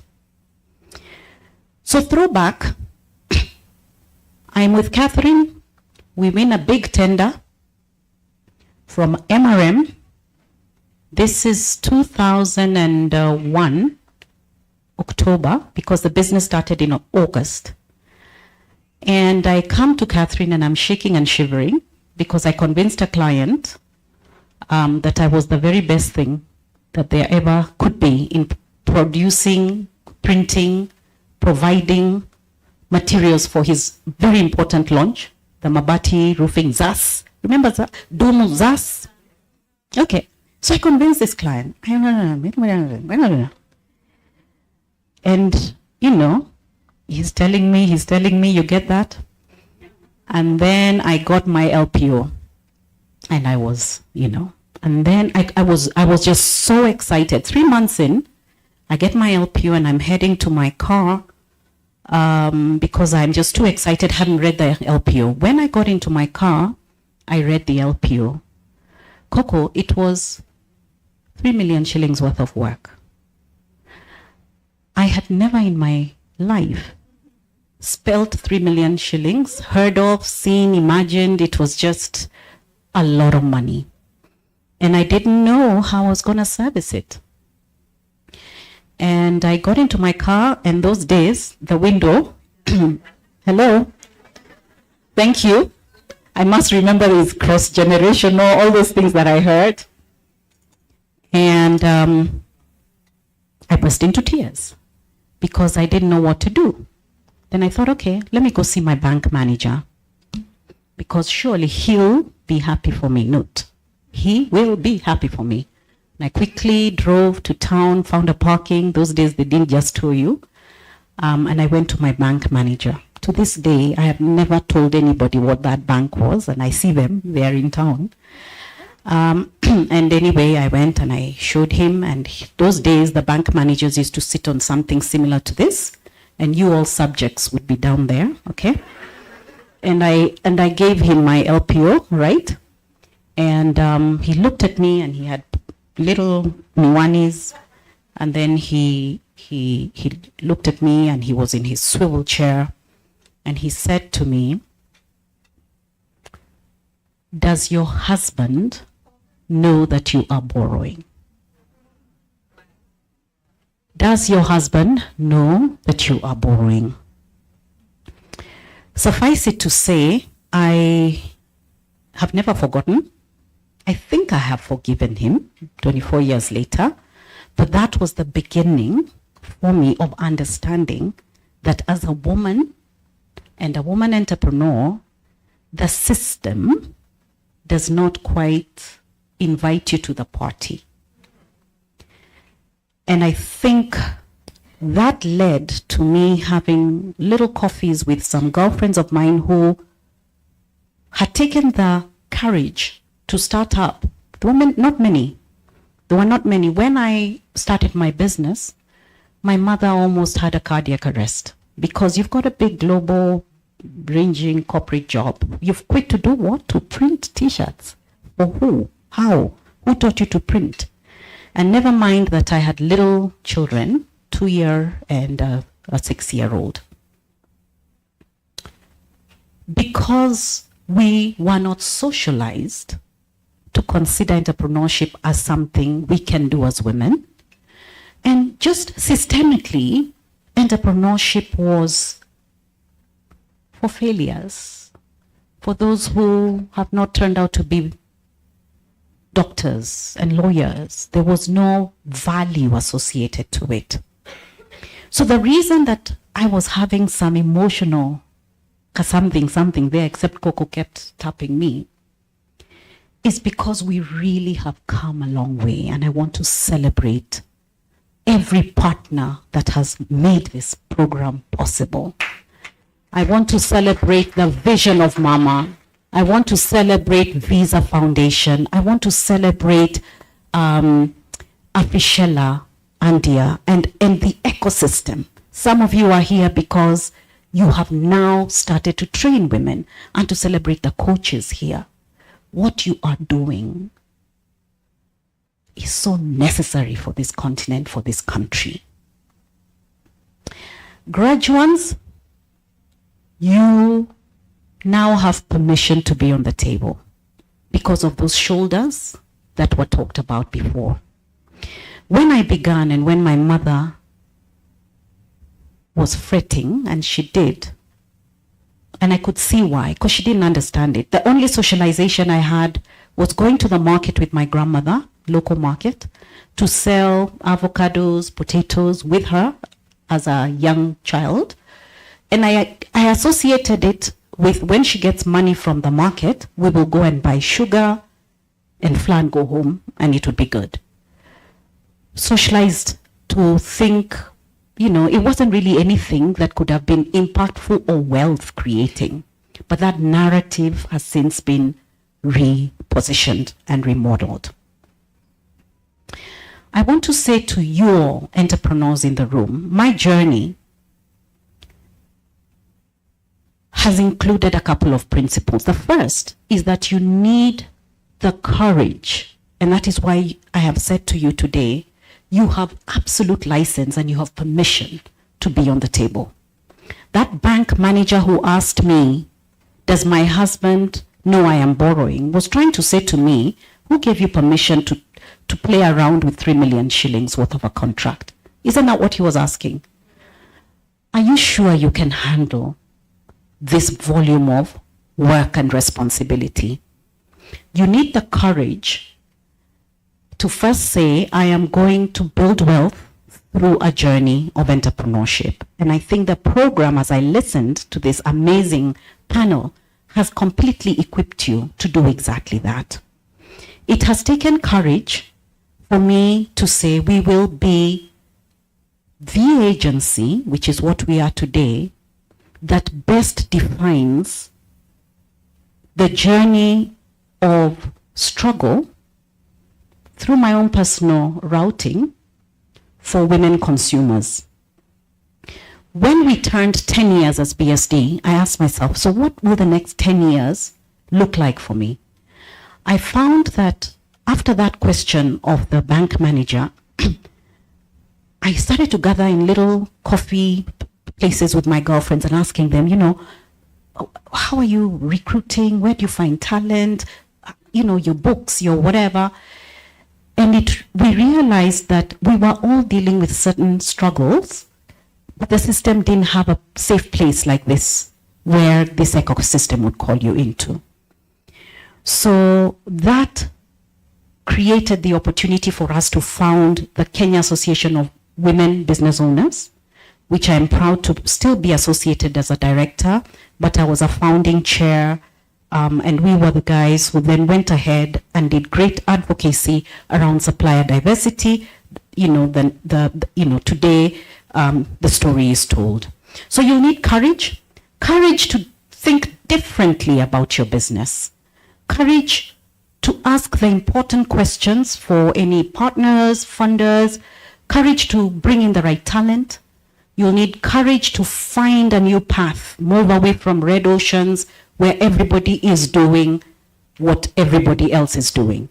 I was looking at the list of graduates and I asked myself, who amongst these graduates will position their businesses to take advantage, and I had you, Andia, meaningfully, relevantly to the opportunities today? The world is bleeding out of figuring climate change and the injustice of climate change. How is your business going to position so you differentiate? The courage to expand, the courage to say, I'm going to go cross-border, the courage to think about product diversification, the courage to reinvent, the courage to take some more risk on your business, to say, bring in the money because we can do something with it. As a brand innovator, as a brand communicator, as a brand manager, my personal journey as an entrepreneur running this set of businesses has been because we differentiated. So I talked about when we turned 10, which was 2000 and under BSD group. This was 2019. We decided that we were gonna ride on the journey of women's economic empowerment, and I don't have quite the time today to get into all the things that, just the struggle of entrepreneurship, and then you find you're advocating, and then you find you become a poster girl on that particular initiative, whether it's access to capital, credit, markets, etc. And I said, that struggle, plus the fact that the craft of brand innovation, communication, and management is something I really, really love to do, let's blend that into the next 10, 20 years. And I realized that to actualize the opportunity that was now presenting, I needed to collaborate with partners. So you will need the courage to find sound, credible collaborations. I just heard a testimonial told about the bakery, and that's just amazing.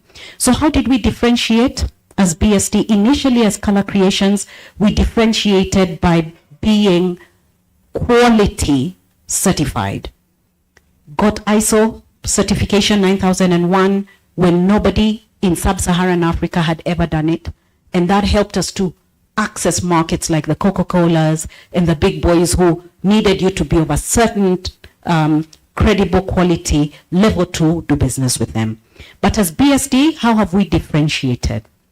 We've differentiated because in 2021, after now thinking it through in 2019, launched the first ever top 100 most loved brands by women in Kenya study.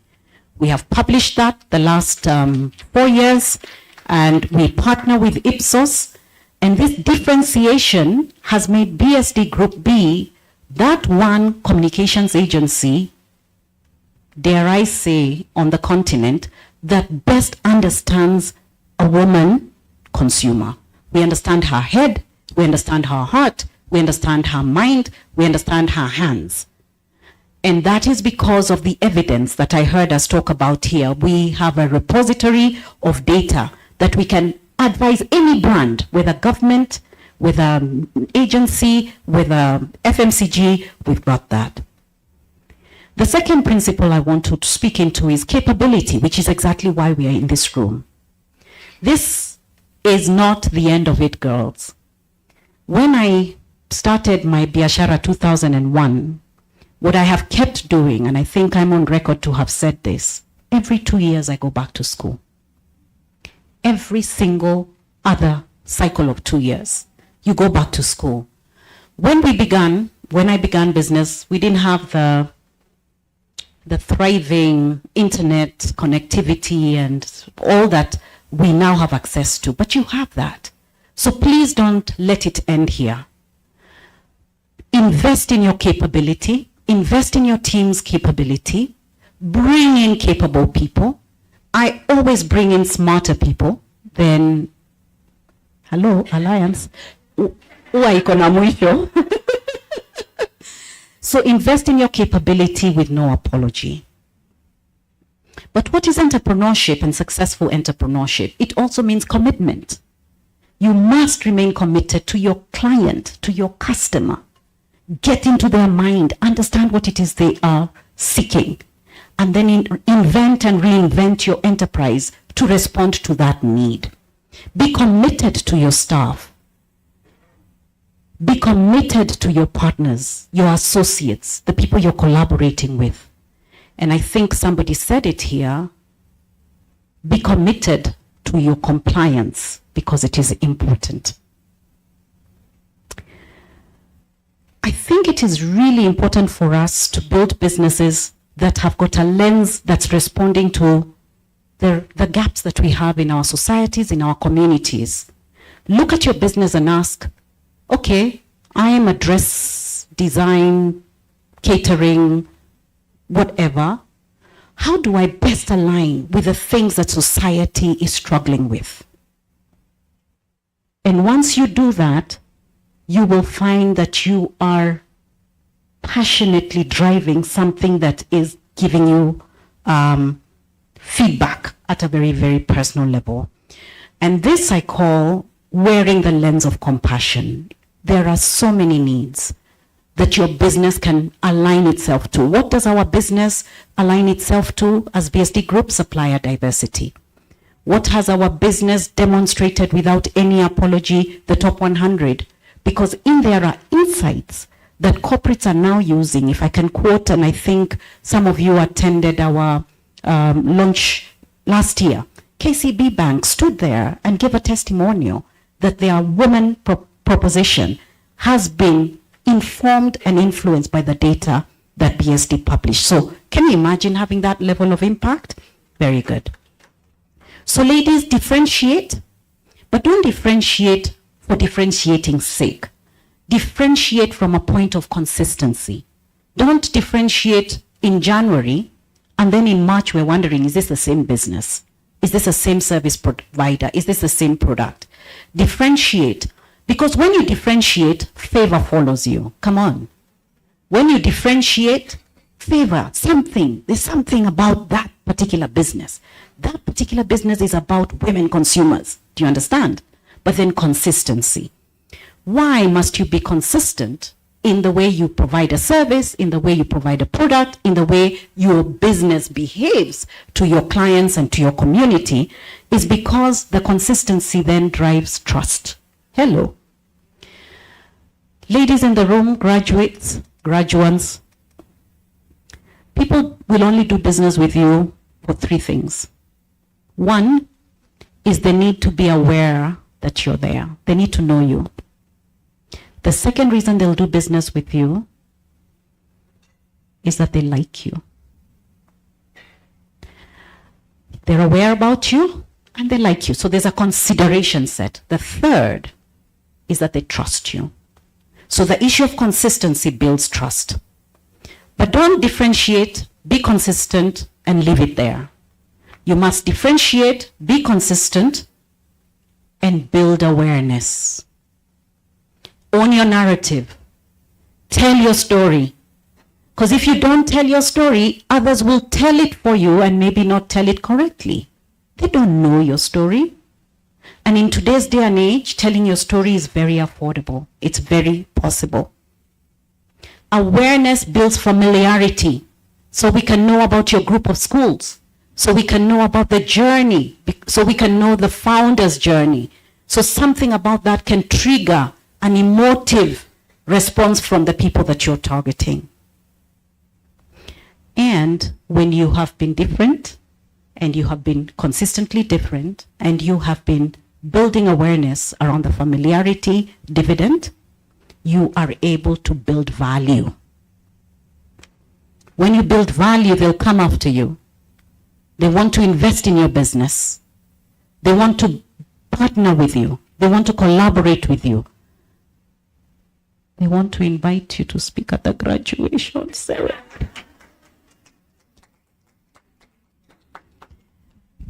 Has it been an easy ride? Not at all.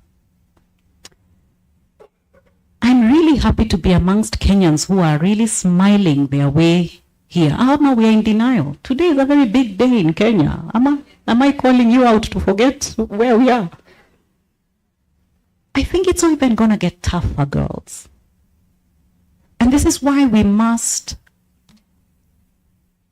always take time as entrepreneurs to just rise above the chaos. Has it been tough? Let me just speak a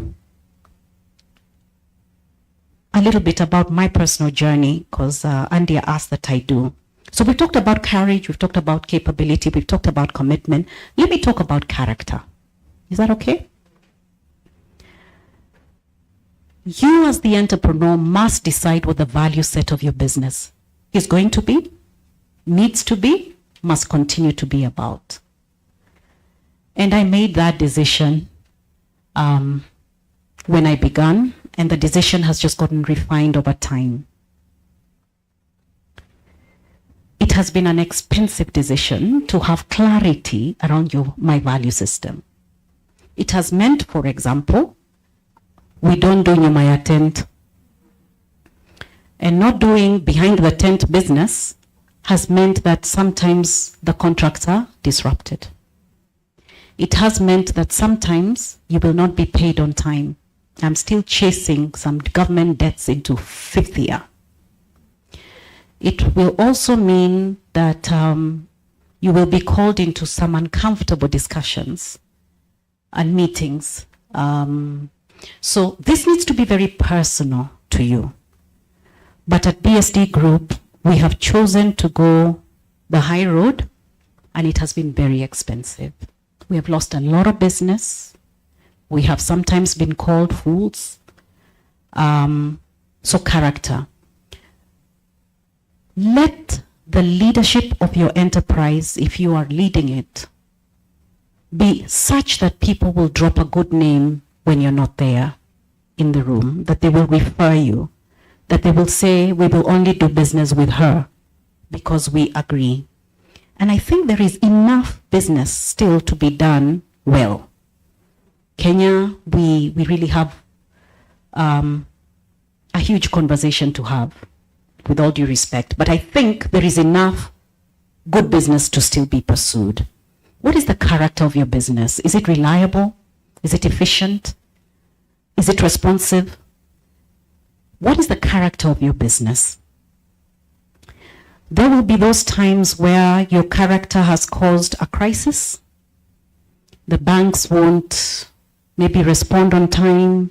Clients will delay. It is the reality. So the courage dividend comes in very, very importantly.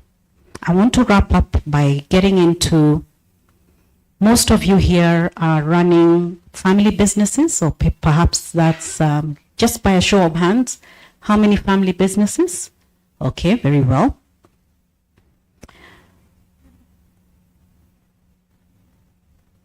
In the reality of our times, there's the volatility of our times. There is the uncertainty that we're dealing with. There's the complexities, real complex situations. The ambiguity, we just don't know how to plan. Do you remember there were days you'd plan for 5 years? Squeeze yet okay plan 3 weeks. But I want to turn the VUCA principle over its head during today's very important ceremony by saying, girls, visualize. Let's have the courage to dream and dream big, big dreams. Let's dream into the 10 plus, 10Xs. Because we can. We could unlearn everything that society has labeled around us. Unlearn it. Just tell it you don't belong here. Have the courage to unlearn all the voices, all the things that you were perhaps called by a father who disenfranchised you, by a brother, by an uncle, by. Unlearn it. And let's have the courage to do that. Then creatively learn. Pick up something.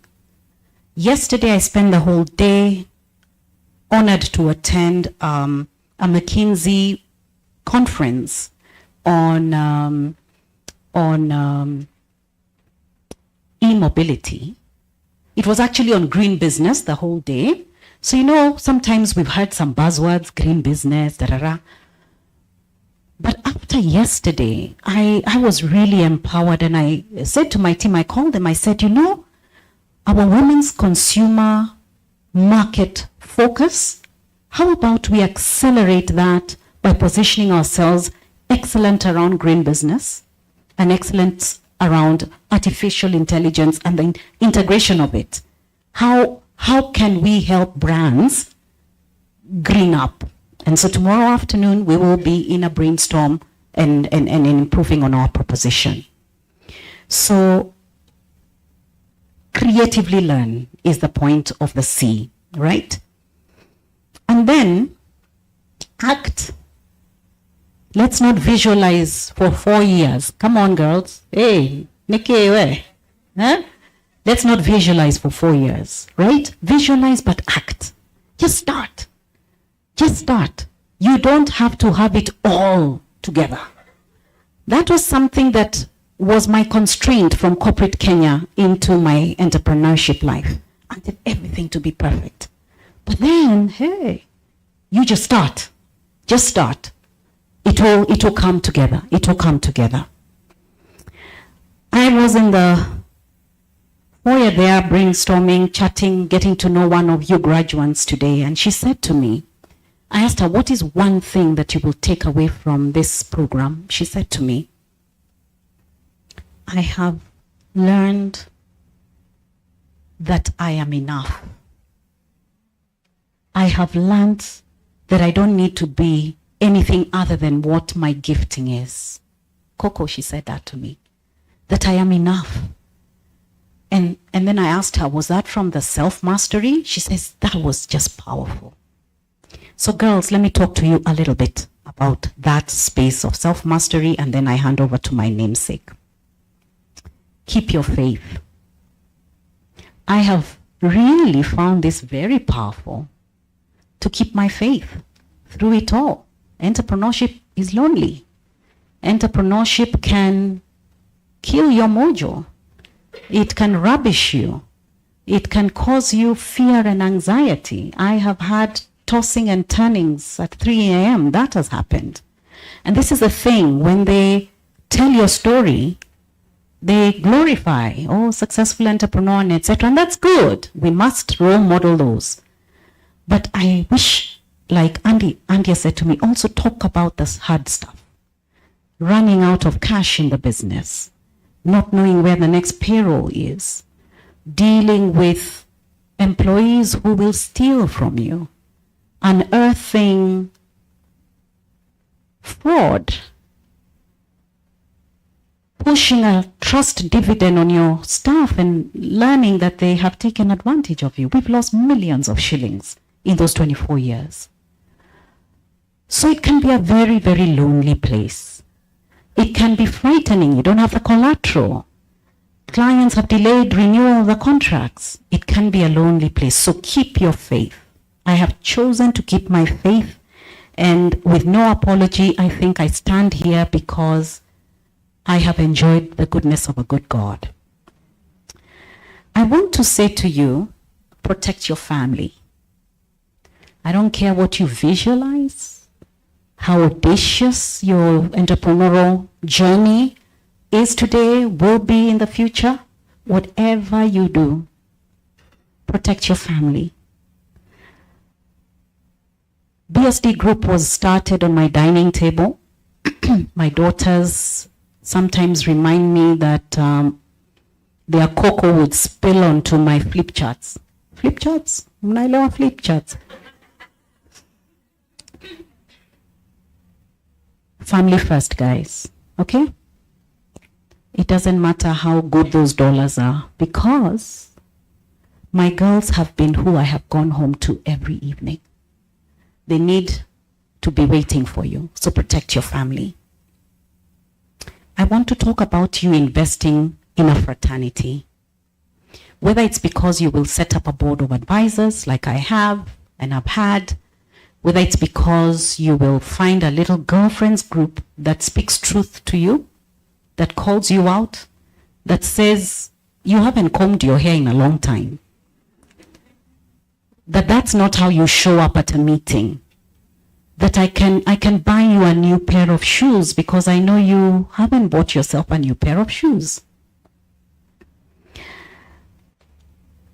The top 100 most loved brands by women in Kenya study has lots of data points. 87% of women affected in Kenya by the high cost of living, 18% growth in daily, mobile application, utility, more than 89% of all household decisions made by women. So how is it you're ignoring them?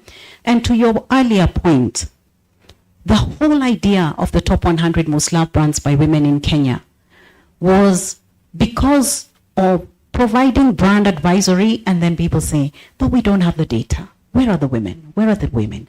So this was part of the propeller that got us to put this study together.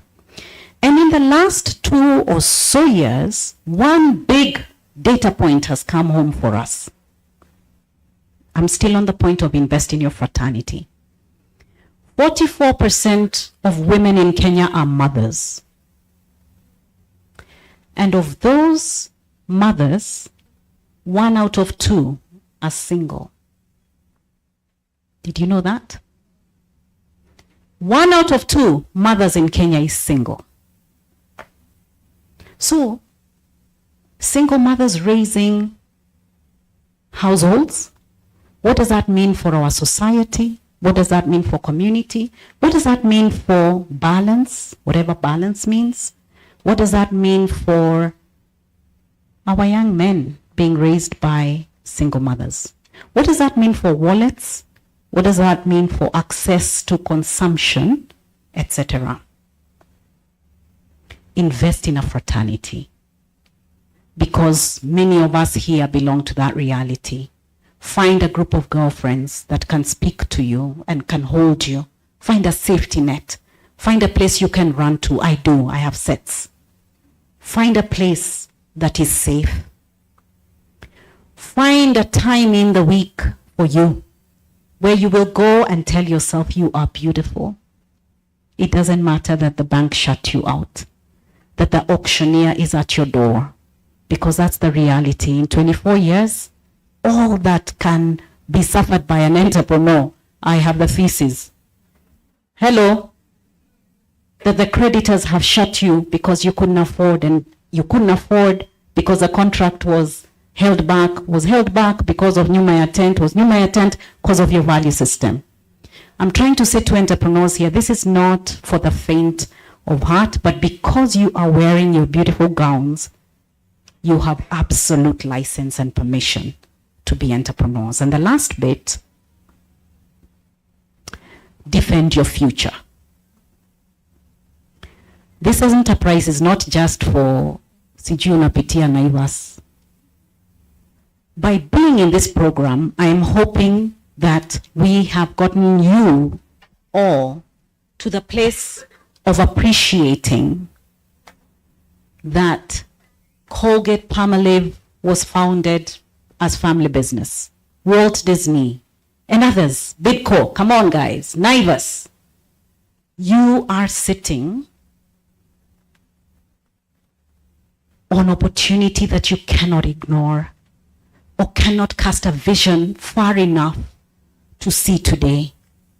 So defend your future, work hard, work smart, work creatively, because we will be able to unlock the value that we talked about. You differentiate consistently, you build the awareness, reputation unlocks value. And you can come to the table and say, it's time for me to extract value. Got it? Don't make small of your enterprise. Speak about it in branded language. I was talking to some of you and say, I'm running a little business. That's not the language we expect you to speak after today. You must tell me your business is Brand Strategy Design Group, and we are brand advisors and communication specialists. And we can work on any brand across the continent, extracting value and driving impact. That's what you must learn to do. Parting shot. I'm a brand builder. A very good one, by the way. Munitafte. Modesty went through the door. But I also am a woman of faith. And I want to leave you with a parting shot, drawn from a book that I love, Proverbs, chapter 22 and verse 1. This is what it says. It says, a good name is worth more than rubies. It is better to be esteemed than silver or gold. Did you hear me? It is better to be esteemed than silver or gold. So as you graduate today, dear graduates, my co-entrepreneurs, my co-partners in the world of entrepreneurship, please build a good name of your enterprise. Build a good name for yourself. Build a good name for this country. Let us be a country that is generating wealth-enabled opportunity, not just for yourself, but for your employees, for your ecosystem, and for this nation. A good name is worth more than rubies. Be that good name.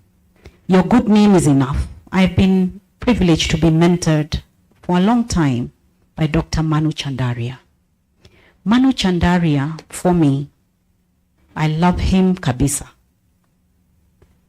is a good name. You will just need to be told Manu Chandaria will be the keynote, or that he's coming to your event for it to pull. Let us build good names. Every single 33 of you graduating today, what is the good name that you will walk away here carrying? Girls, I want you to wear your crowns. Wear them. But find that ecosystem that adjusts it when it is kidogo imekaa kombo sababu we KRA ndio hao. Imekaa kombo sababu ya dona. Imekaa kombo sababu floods. Umesikia hapo? A good name is worth more than rubies. A good name is worth more than rubies. It is better to be esteemed. Your reputation, the character of your business, the consistency of that character is much more than silver and gold. And our Kenya is using silver and gold to build a good name. But the Proverbs is telling us the good name is far above that. Thank you so much for your kind attention. God bless you. Could we wrap it up? Sorry. I think she deserves better than that. A round of applause. She literally did a mic drop, eh? Just for the effect, eh? Alafu, let me just console you. Because we cannot keep up, Eva Mukami, who is in cohort 2, who is the owner of Epic Motions, clap for her. Clap for her. She's in the house. She's doing for us the live streaming, and she's making sure that this event is memorable on YouTube. So if you could not keep up with what Eva Muraya, see, it's just the name. It's the name, eh? Eva Muraya, Eva Mukami, Eva Silong. Name your children Evas. So if you did not get all of it, you can still find it on YouTube after this event. Please share it on your socials, share it on your business handles, so that people know the reason why you're great is because truly you have stood on great shoulders like those ones. Yeah. And for really, when I grow up, I want to be like you. I want to be like you. Yeah. She is so relatable, but she is notorious for making brands household names. It's just a thing she does. So it's not just talk. Go to her website and see the brands she has built. She is really respected. So good for you. The next speaker is our chief guest. This crescendo is getting higher and higher. I went to her profile. She is highly decorated, including with presidential awards. I'm not sure I have an OGW in my phone book. Today I'll have one. Nice to meet you, Commissioner Njoki. Karibu sana. The floor is yours. And then after that, don't get out of the floor. You get to award the special graduates. Did I break the rule? TOD. Did I? Or recognition of performance? Karibu, Commissioner of Progress. Yes.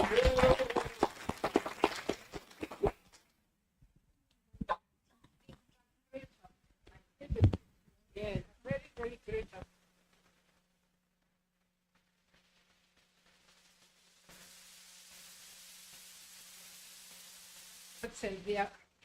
Oh, it's not working.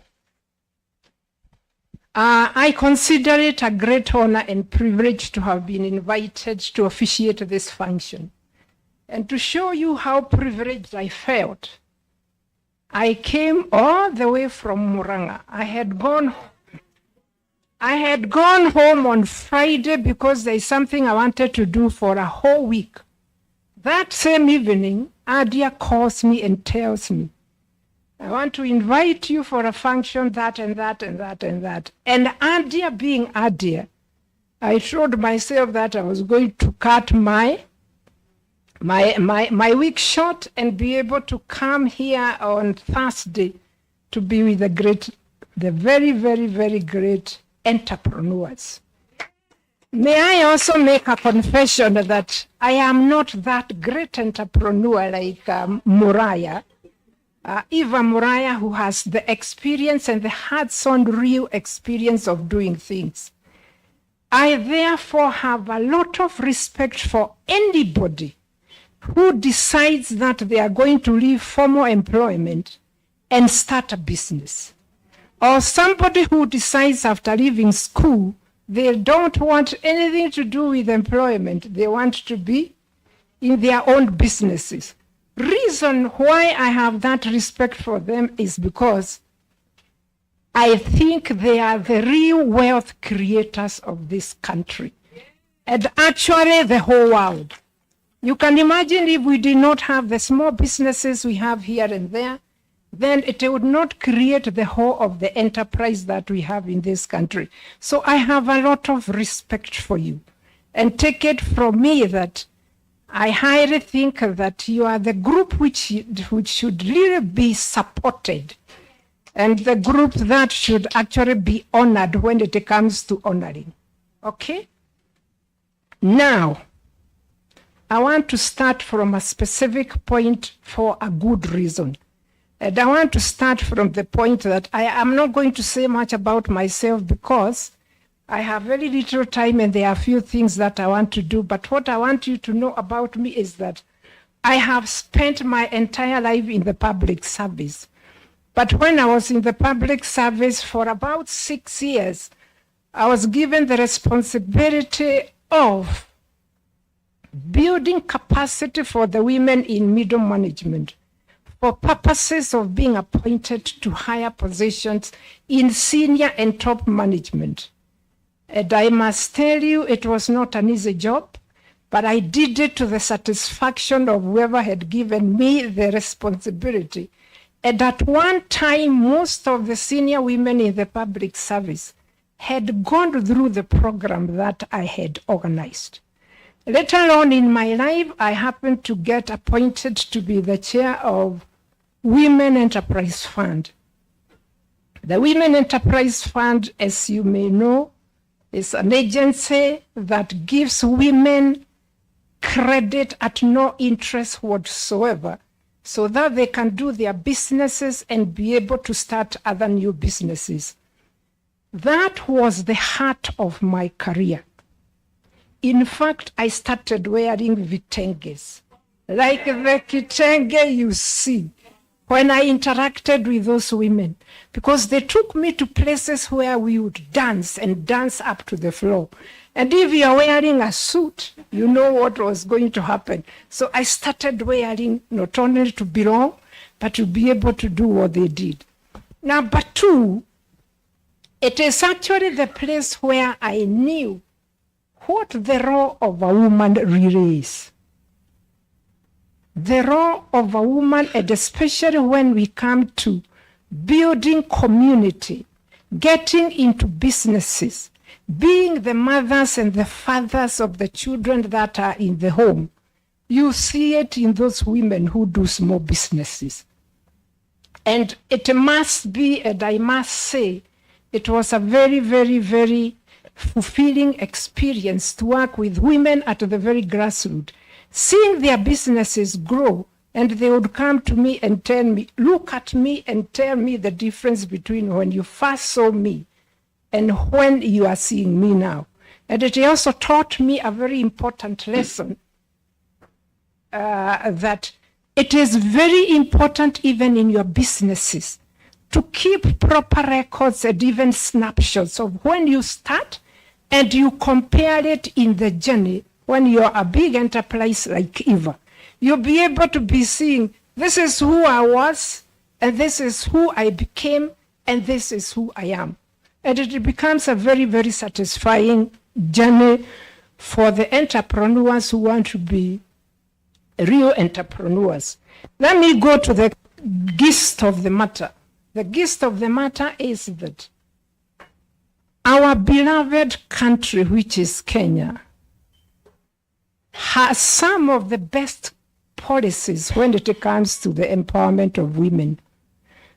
You'll find it in every other document that you come across.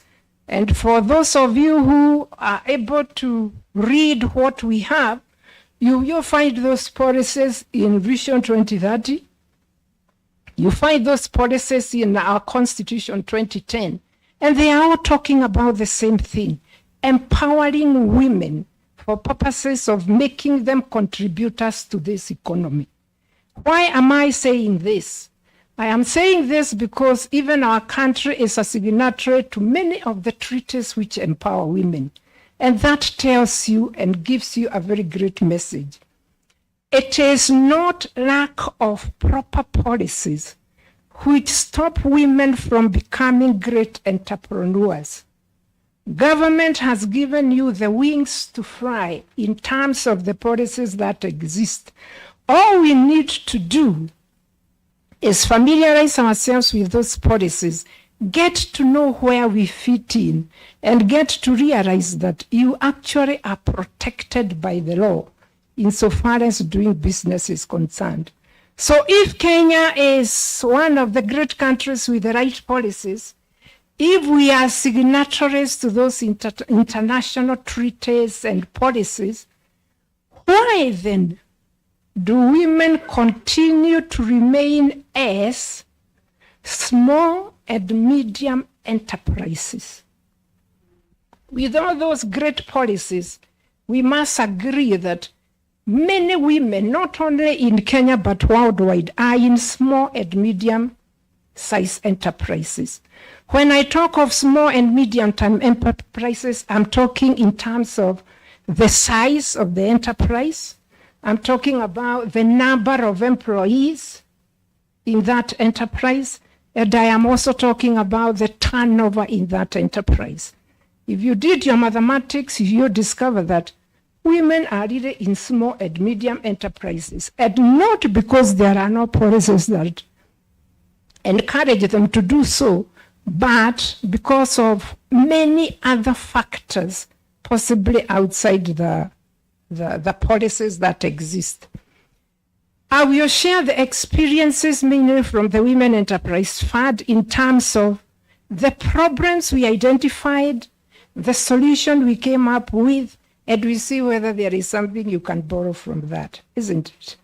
I will also borrow a few examples of what I did as a public officer of preparing women to take up higher positions in government, and I'll juxtapose those two and possibly see whether there is a meeting point between a woman in the workplace and the challenges they face, and a woman in business and some of the challenges they face.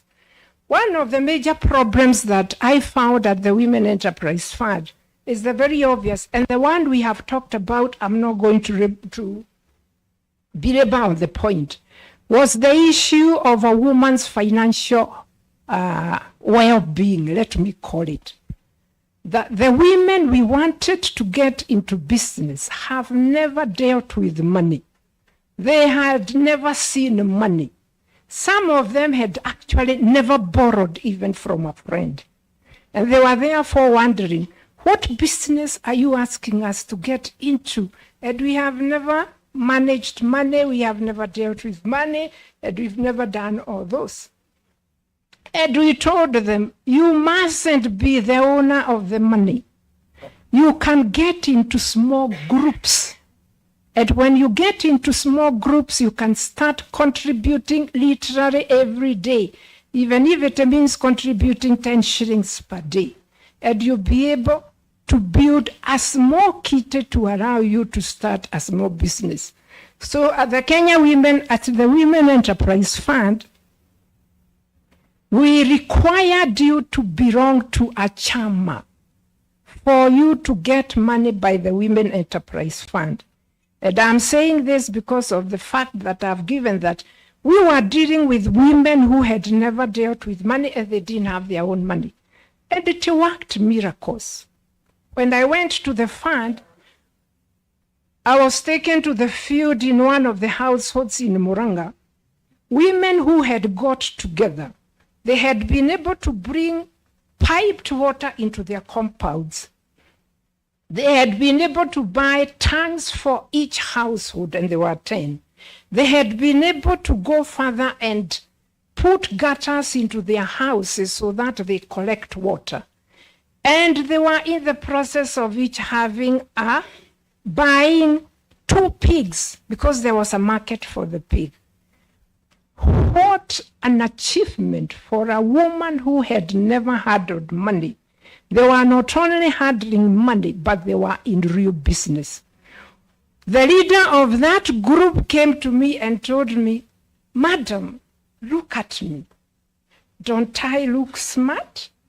Don't I appear clean? And I have my own money. And she told me, if we gave you a picture of the first meeting we held in this house, it made us come up with certain rules of attending a meeting. Because some came in gumboots and they were smelling all the way. Some of them came from the shamba and they were smelling of sweat. We couldn't hold a meeting because the environment was smelly enough not to warrant a meeting. The point I am making is you can start small and become a big enterprise by identifying the gaps you have and partnering with those that are able to make you move forward. The second problem I had with my women at the Women Enterprise Fund had something to do with a problem we all encounter, the family responsibilities and obligations. Who is a woman? Who is not a woman, or who is a woman not? We are literally everything. You are a mother, you are a wife, you are an in-law, you take care of the chicken which are in that compound, and God forbid if they went to a neighbor's home. You are literally everything. So a number of women told us, me, I have small children, I cannot afford to set a business. Number 3, my husband cannot allow me to set a business at the shopping center because there will be other male eyes that might be tempted to look at me. You get my point? So many problems. And we had a solution to that and told them, 1, if you are able to Surround yourself with the necessary support in the homestead to assist you with the many things that we do. It could be a relative who studies from your house, and he or she assists you with a few things in the home. If you are in the office, it could be your secretary who helps you with managing a few things here and there. Assign responsibilities to the children we have undertaken to spoil in this day and age. We have so many children who do nothing at home but sit in front of a computer and play games, and they cannot remove a plate from the table. It is your responsibility as a mother to create or to make sure that you have responsible citizens by making them responsible. Remember, you do not bring up children to keep them in our houses like tables and desks. We bring them up and we educate them to give them wings to fly to whatever destination they want to. The minute you haven't shown your child to do anything in the home, that is the husband he will become, thus the wife they will become, and their marriage will not last for more than 6 months. So let's be responsible enough and assume our responsibilities by ensuring that we make use of the support which is around us, and we make our children responsible by making sure that that happens. In my next visit, some women came carrying their children on their backs. And I also saw one today, Akoapi. Congratulations, you are the greatest in this group. A child is not a hindrance to your enterprise. A child is not a hindrance to whatever you want to achieve. If you have nobody to leave that child with, there are many ways of taking that child with you to the business. If you went to these formal businesses in many places, you actually find a young child. I recently went to a market where a lady was selling second-hand clothes. And imagine this, who was the accountant? A 7-year-old boy was sitting next to the mother. And when you pay, the boy is given the, what? Think of that boy 15 years to come. He will not want anybody's employment. That is an entrepreneur in the making. So let's not have the excuse of in our ability to balance our very many multiple roles for purposes of ensuring that we don't get into business, we don't climb up in the ladder of either the corporate world or the public service. When I dealt with the women I was preparing for, several had very many solutions. One of them told me, I wanted to read to the skies. So I made a decision that I will get married in my first year at the university, get 3 children, and by 27th year, she had had all her children. By her 35th year, she was ready to go back to school and start an enterprise. So it depends on how you decide to plan. If you want to read and you have started a family, organize yourself and know what comes first. Possibly it will mean you marry first and whatever. The other problem I did encounter with the women in business is the fact that time. Exactly. Is the issue of not networked. Some of them did not know anybody beyond their neighbor and whatever it is. It is very important and it was talked about. In this group you are in, I was taught long ago that if you ever go to a function where there are more than 5 people, you must go back home at least with 2 reliable contacts.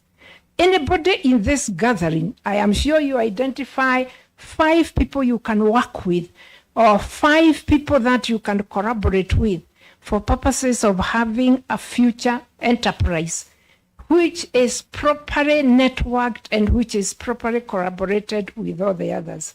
I'm already being told that I am supposed to be finishing, but that is expected because of time.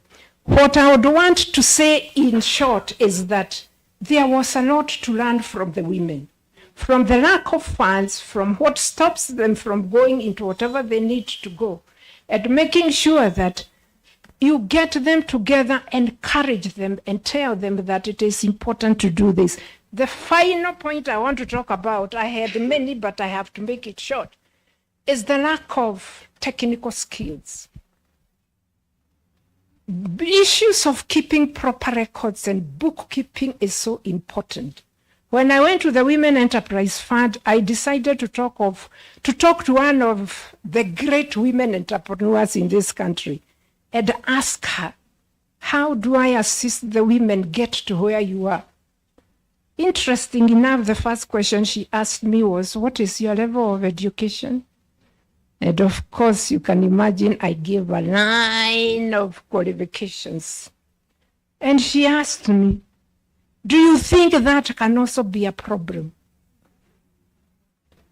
She told me, how many PhD holders have you found in enterprises that you can really talk about? I told her, no, I was taken aback. I was listening to a different perspective. She told me, what we get taught in school, sometimes is very many don'ts. Plan, do this, do that, and that, and that, and that. And she told me that can be a great disadvantage. And she told me, I sit, I think of what I want to do, I visualize it in my head, I do a few things of looking for the money, and I start so that I learn from the mistakes. I don't stand here to tell you not to go to school. I stand here to tell you that you mustn't have that highest level of education to go into business. We have several examples of some of the greatest entrepreneurs in this country who did not have the ABC. Education is good because it gives you a certain advantage. But don't think you can't make it because you did not have that master's or you did not have that PhD.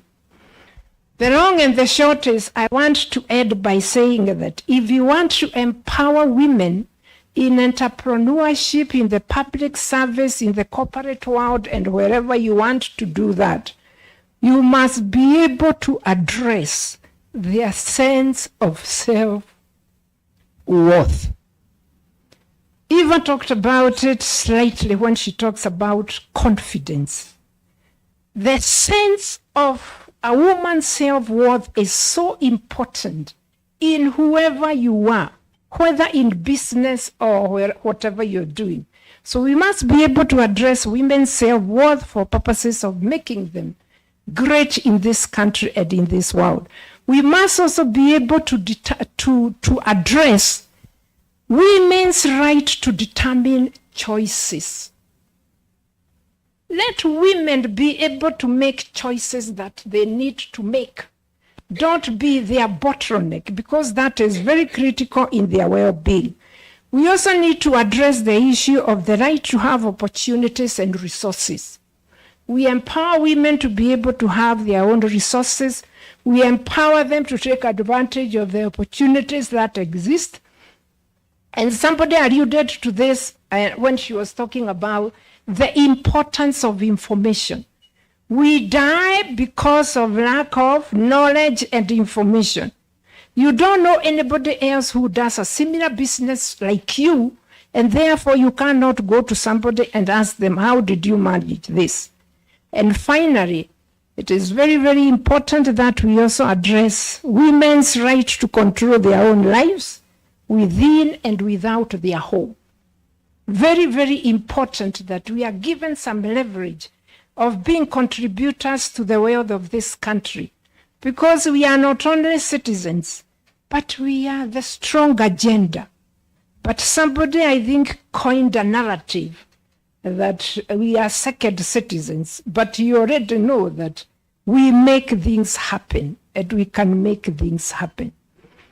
Mine is to wish you God's blessings, a lot of success in whatever you are doing, because you are already doing it well, and to tell you that there is no limit to whatever you can become and to the enterprise that you can start, because you are capable of it, and you can get the necessary support from the likes of Gracia Machel. They are doing a fantastic job, from the likes of Angia, and to finally mention that I worked with Angia. She was one of my board members at the Women Enterprise Fund, and she brought a completely different perspective from the private sector, and that really made the enterprise a better enterprise, and an enterprise to be proud of. I thank you.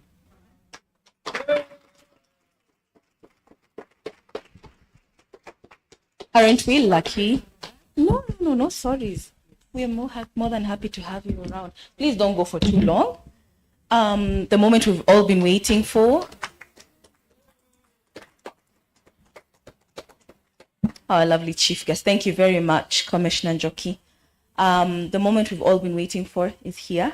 I will have to call back the commissioner, the chief guests, to come and decorate a special category of our graduates. I can't get that TOD thing. I just can't. So there is 5 ladies who have done exceptionally well. Yes. In the distinct categories, there are themes. So I will have a little ceremony, and I'm going to ask us to clap for them in a certain fashion, okay? We're going to do this, and then clap moja, all right? So let's try and rehearse that. Flowers, and then clap moja. So everybody who will be called up, let's just do that. Very swift and neat, all right? So stand here, please. And I'm going to be calling up, let me call them up quickly. So Janet, Leah, Lynette, Metian, and Nelly. Then I'll... The surprise is out. Was it supposed to be a surprise, by the way? I am not good at that. I didn't get a brief. Oh, perfect. They've even lined up. You get extra hugs. So can I please have them in that order? So, Commissioner, you are going to be awarding Janet Odiesa Kamadi for Personal Business Resilience Award 2024. Where is Janet? Yes. Come this way. Come this way. So give her flowers and her clap. And she gets her picture a moment. Then there's Leah. Where's Leah? Leah Gakure is being awarded for Operational Excellence Award 2024. Operational Excellence. Lynette Wanjiku, where are you? Lynette Wanjiku. Surprise, Lynette Wanjiku. Lynette is being awarded for the greatest comeback. That deserves a soundbite, eh? Greatest comeback award.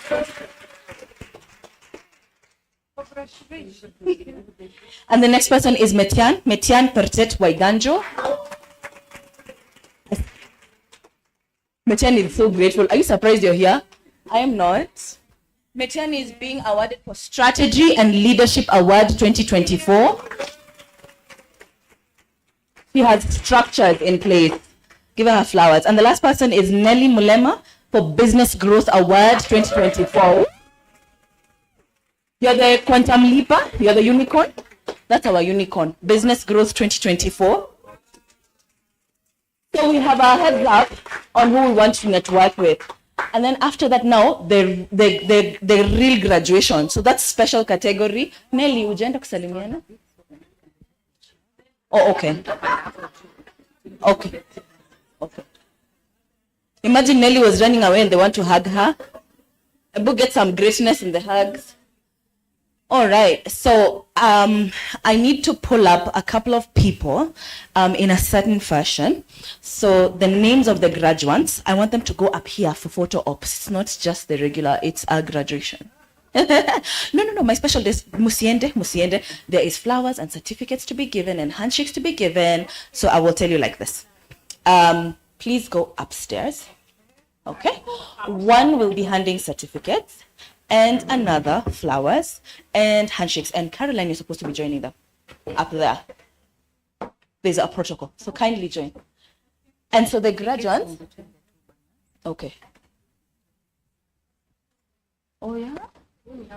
You want... Oh, the photographer is boring. Could you see if you can work with that?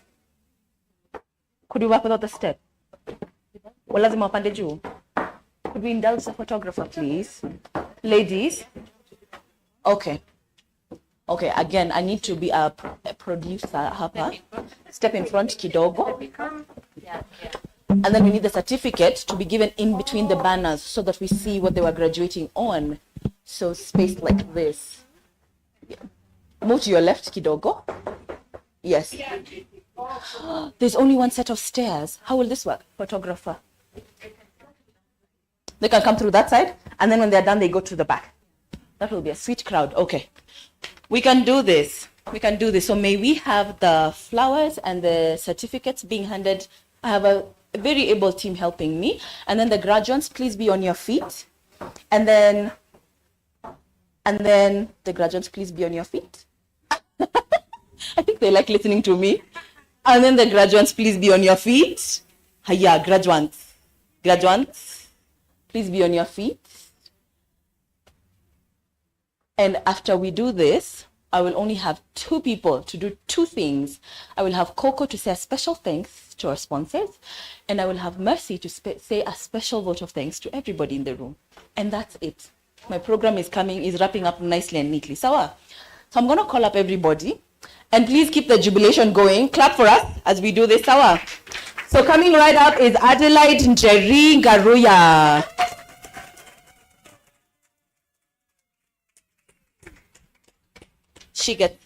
She's going up the stairs. And then after her is Alexis A. Juma. Where's Alexis? Alexis, please. Oh, Alexis is not here. Okay, where is Angela Njeri Mukirai? Please come. Angela Njeri. She's also not here. Okay, Caroline Kirigo. Caroline Kirigo. Yay! And after Caroline Kirigo, can you please have Catherine Dongo? Please let's clap for Caroline as she comes up. Catherine Dongo. Catherine Dongo. Okay. Catherine Dongo is coming right up. Please clap for Caroline. Congratulations. And now we have Christine Mwai. And now we have Christine Mwai. Congratulations, Christine Mwai. And next we have Diana Nduku. Please be coming up. Congratulations, Christine Mwai. Please, guys, let's clap for them. Let's give them flowers. Let's encourage them. Yay, congratulations. Next we have Diana Nduku. Congratulations. Go to the chair. Yeah, graduates, you can go to your seat just for a few. Esther Minor. Esther Minor, kindly join us at the stage. Esther Minor, and after Esther Minor, it will be Evelyn Ikwi Omasaja. Get your seat. This is Esther Minor. Esther Minor, congratulations. Let's give her some flowers. Let's give Esther Minor some flowers. And after that, we have Evelyn Ikwi Omasaja. Yay! Exotic name. And then now we have Francisca Joan Aluse. Let's clap for Evelyn. Francisca is coming right up. Very good, very good. Very good. Next, I have Helen Kithinji. Please join us at the top. Congratulations, Francisca. Congratulations, Francisca. Let's give her a round of applause. It's been a long race and you finished this. Congratulations. All eyes on the cameraman. Helen Kithinji is coming right up. And after Helen Kithinji, we have Jacqueline Kithinji. Yay! Let's see.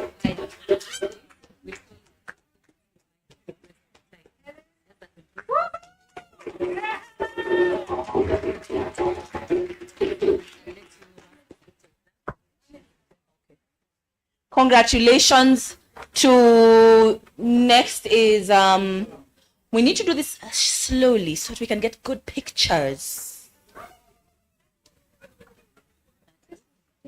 And this is Jacqueline Kithinji. Let's give a round of applause to Jacqueline. Yes, and you can hold it.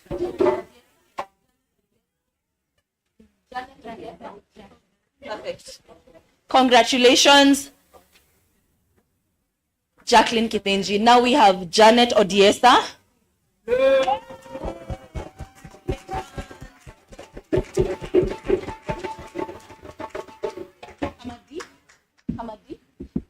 Kamadip? Is Kamadip with us? Oh, yay. Okay.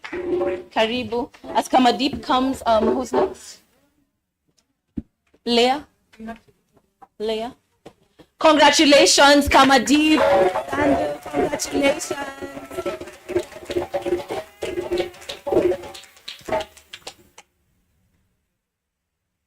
We got a nice shot. This is beautiful. Okay. Next is Leah. Congratulations, Leah, to the entry. Let's give a round of applause to Leah. Perfect. I'm looking for Lillian Auma Omondi. Perfect. Please join us.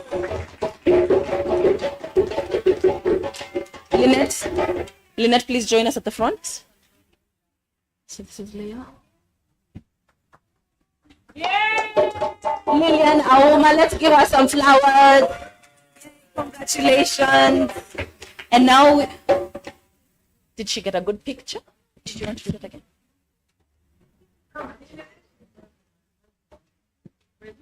Where's Lynette? Congratulations, Lynette. Let's give Lynette a round of applause. Let's give Lynette a round of applause.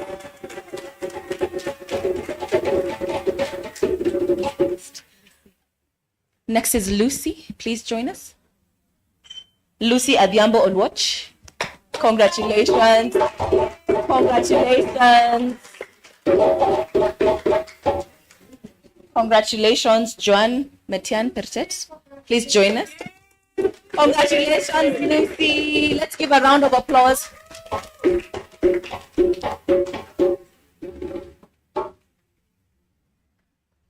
Did we get a good shot for everybody?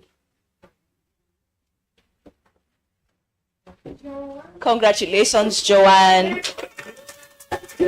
for best in strategy and now her graduation. I'm looking for Mwende Muna now. Yeah, Mwende!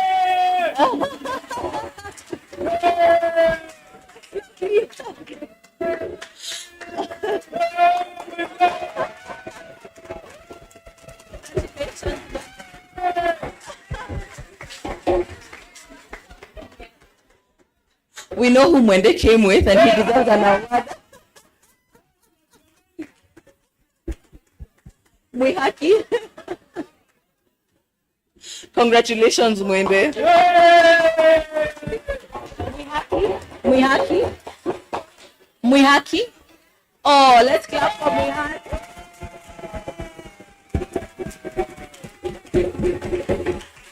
Mwihaki, I'm told, has an outstanding story of entrepreneurship. So when we're done networking, please get in touch with her. Congratulations, Mwihaki. Next is Nancy Njeri Mora. Congratulations.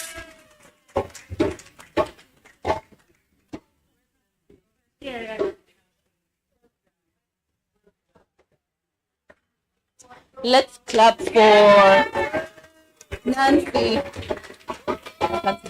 Nancy Njeri Mora. Please, let's clap for her. A round of applause. They deserve the flowers they're getting. Next is Nelly Cherono Mulema.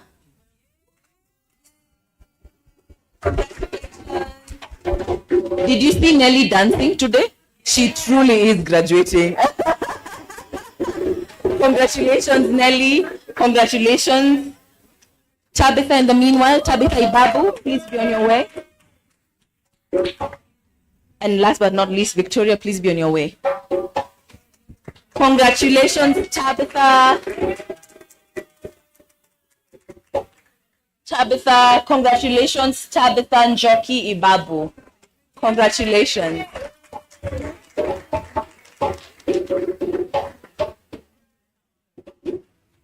I think the panel is very excited.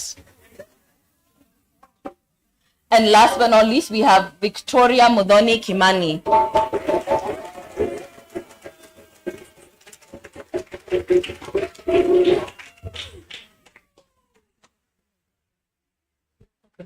Is there a graduate who did not get a certificate? Is there? No, there's none. Everybody has been celebrated. Congratulations, ladies. Congratulations.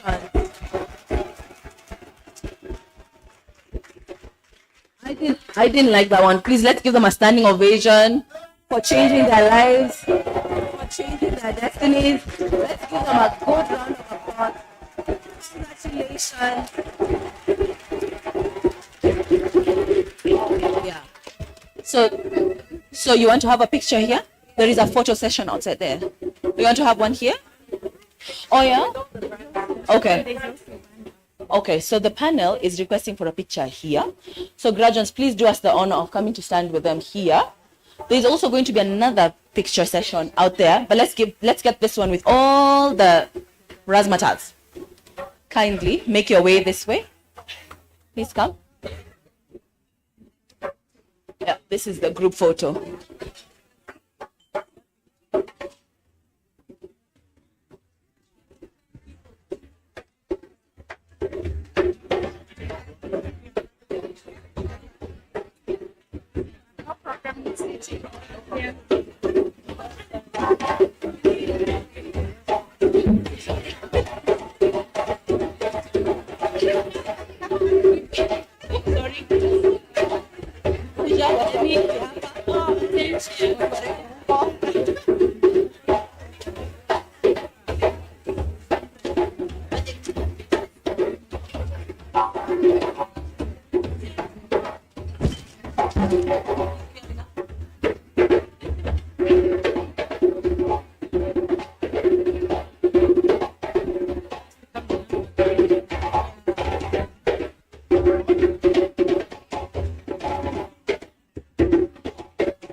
Is the photographer happy?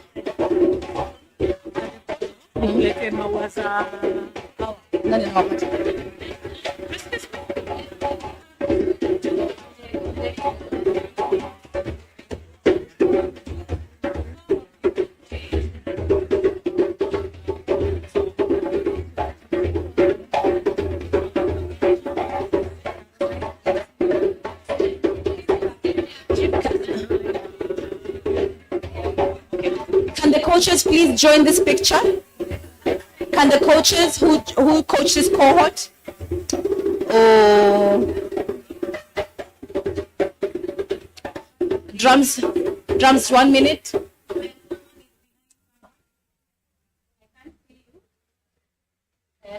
Find the shoulder base. Shoulder base. Between two shoulders. So, let me see your face between these two shoulders. There. Okay.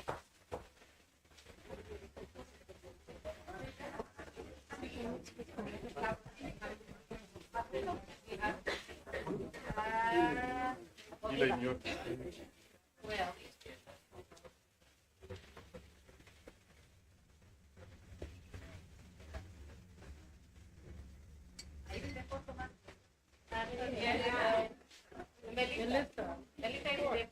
Yes. Okay.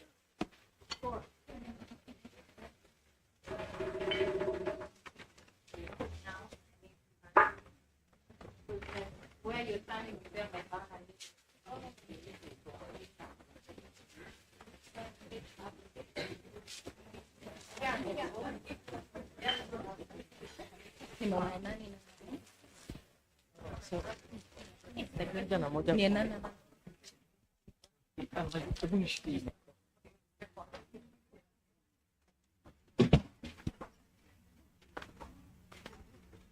Just slightly behind you. Slightly behind you.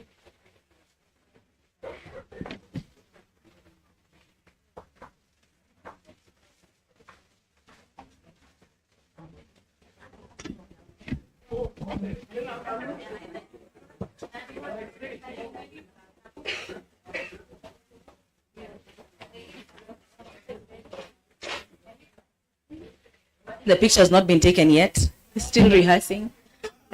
Rehearse your smiles, everybody. Strike a pose.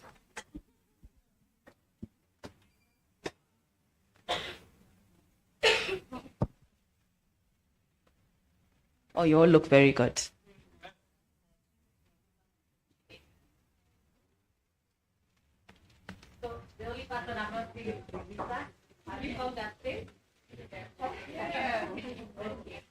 I can't see Mercy, and then there's a lady between Caroline and Eva who's standing. Yeah, we can't see you nicely.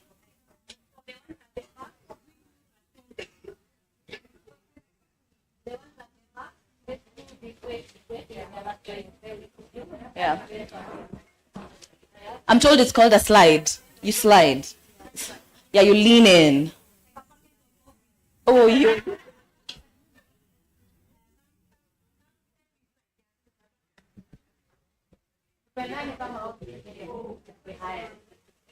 We are okay now, yeah? Aya. What do we say? Rasha Michelle. Aya. Super.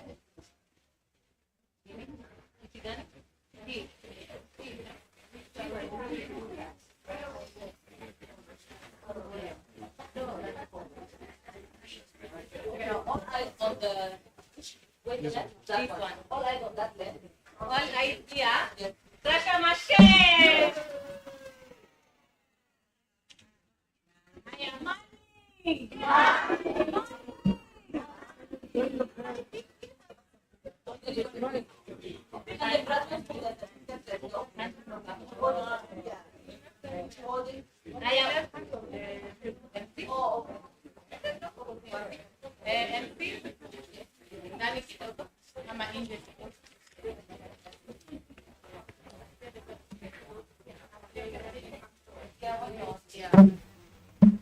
Again.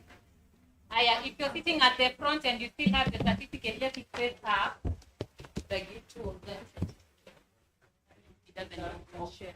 No problem. And then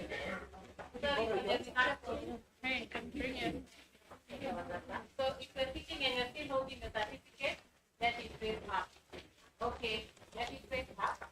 So hold it. Let it face up. And yeah. And let the flowers lie across your laps so they don't so they don't. So Thank you. We are saying what? Money. Money. Rasa Michelle.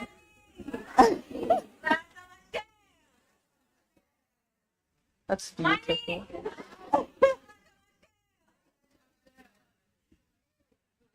I hope nobody blinked. Perfect. Perfect. So thank you very much, ladies. Can everybody get off of the stage? I would like to have Coco, Carol, Eva, and the chief guest, Commissioner Njoki, still on stage. Coco is going to give gifts to those three special ladies. So the chairs leave. Yes. And it will take pictures as well.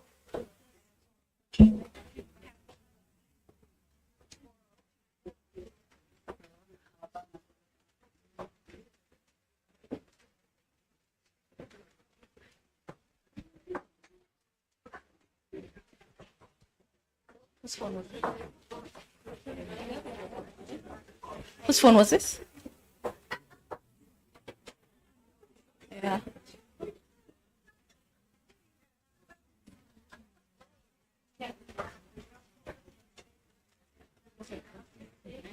Okay, so Coco is ready and the photographer is ready? Okay, so Coco is giving flowers to the commissioner, to Commissioner Njoki, for being our chief guest today. Let's give a round of applause to our chief guest. Coco, I need a good shot between you and the commissioner.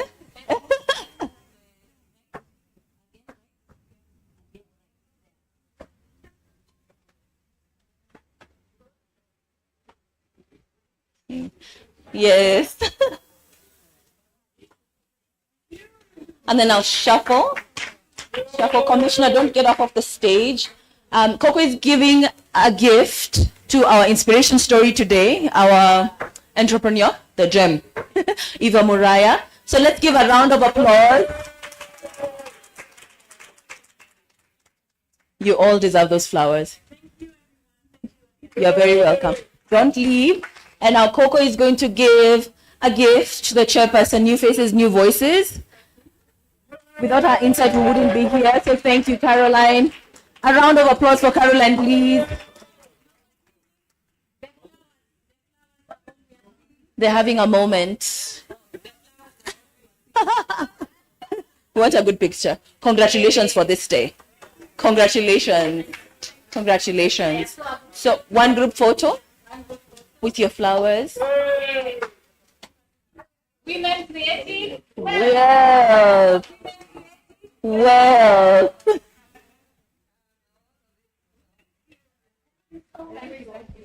All right. Yeah.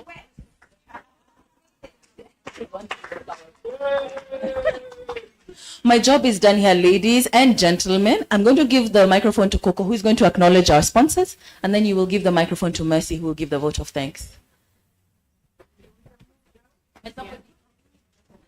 And somebody is protesting why Coco is not being given flowers. We will make it up to her. I can't travel with it.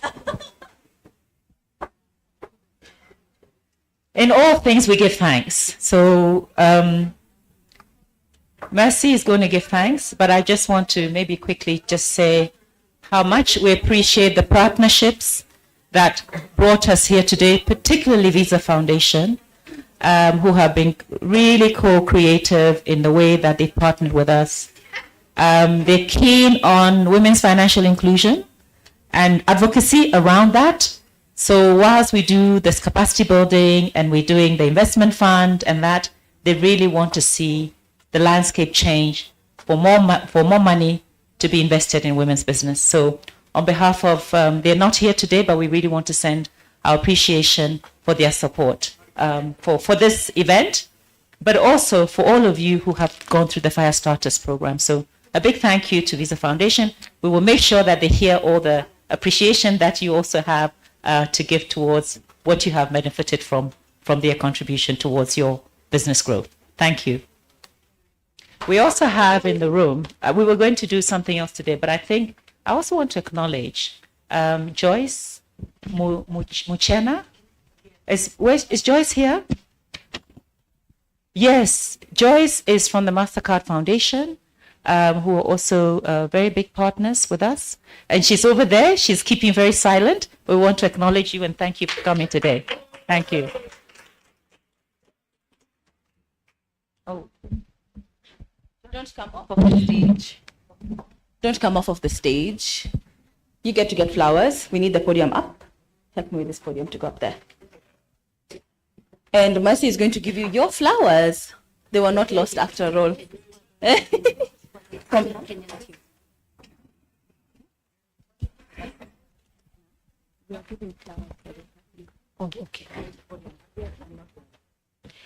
Okay, so we want to give flowers to appreciate our host in Kenya, New Faces, New Voices, as the Kenyan team.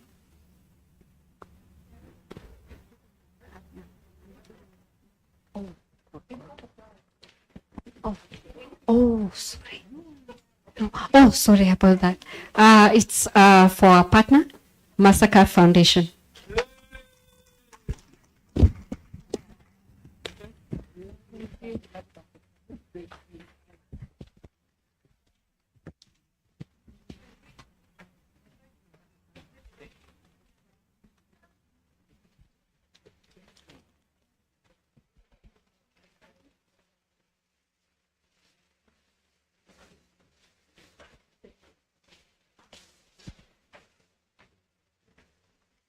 So we will release Coco to have a seat now. Our entrepreneurs, the graduates now, they are no longer graduates.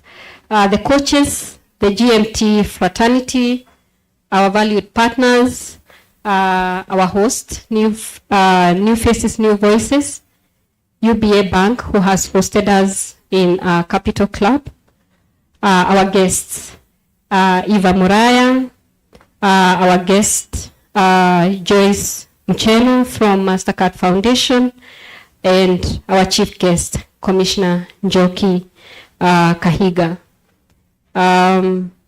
As we come to the close of this remarkable event, I want to extend my heartfelt congratulations to all the graduates. I also want to extend my heartfelt thanks to all our esteemed guests. Your presence here today has made this event truly special and very meaningful. To our graduates, your hard work, dedication, and perseverance has brought you to this moment, and we are all incredibly proud of your achievements. Today marks not just an end, but the beginning, because the skills and knowledge you have gained are the foundation upon which you will build your businesses. As you step into the next phase of your entrepreneurial journey, remember that this is not a farewell, but a continuation of your learning and growth. Let's also take a moment to thank those who have supported us along the way, our families, for those who are accompanied by the families, and even the families at home, extend our appreciation, the friends, our coaches for the hard work, our hosts, New Faces, New Voices, the entire fraternity of Grasa Machel Trust, and our valued partners. Without their unwavering support, would not have been able to celebrate this milestone. So today we have an opportunity to also interact, network, and we have the exhibitions by the different entrepreneurs set up outside. So this is an opportunity for the entrepreneurs to meet, have peer-to-peer connections, face-to-face. You know, we do a lot of virtual, but today you have the opportunity. And we also have an opportunity to explore what you are doing and understand your businesses better from the exhibitions. So let's also take this opportunity to thank all those who have stood with us to this particular moment. And as I conclude, I encourage our graduates and even the entrepreneurs who are still going through the program and the course. As you have seen, this is an extremely good program. It's very colorful through the graduation. We are encouraging you to keep going on in the course. Be encouraged even when times are tough. Even when we are going through the LMS training and it feels like you have come down. Please remember, you've seen graduates today. They are people to look up to. So the world needs the unique talents you have and the perspectives that you brought to us. So congratulations once again. And here it's to a future filled with success and meaningful connections. Thank you and enjoy the rest of your day.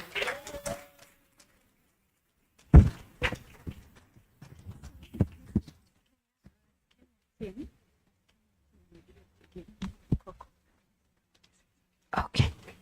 All right. We have an announcement. So there is a missing certificate. It was on the chairs. If you've seen a certificate with the name Caroline Kirigo, Caroline Kirigo, you could help us with it. We will look for the owner and give it to her. Then as Kenyan team, and I will ask the Kenyan team, please, all of us, let's come. We want to appreciate our senior entrepreneurship manager for all her support and for visiting Kenya to be with us for this esteemed event. Welcome, Coco, Kenyan team.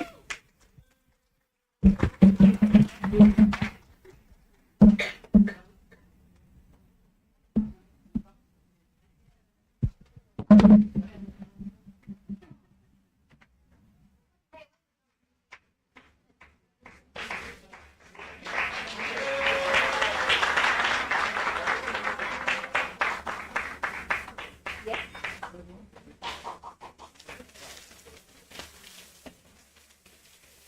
We're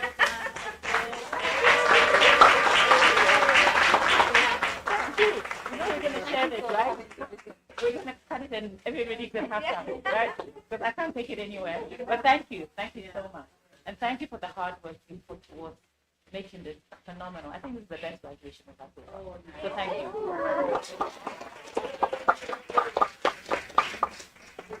Thank you. Yeah. So,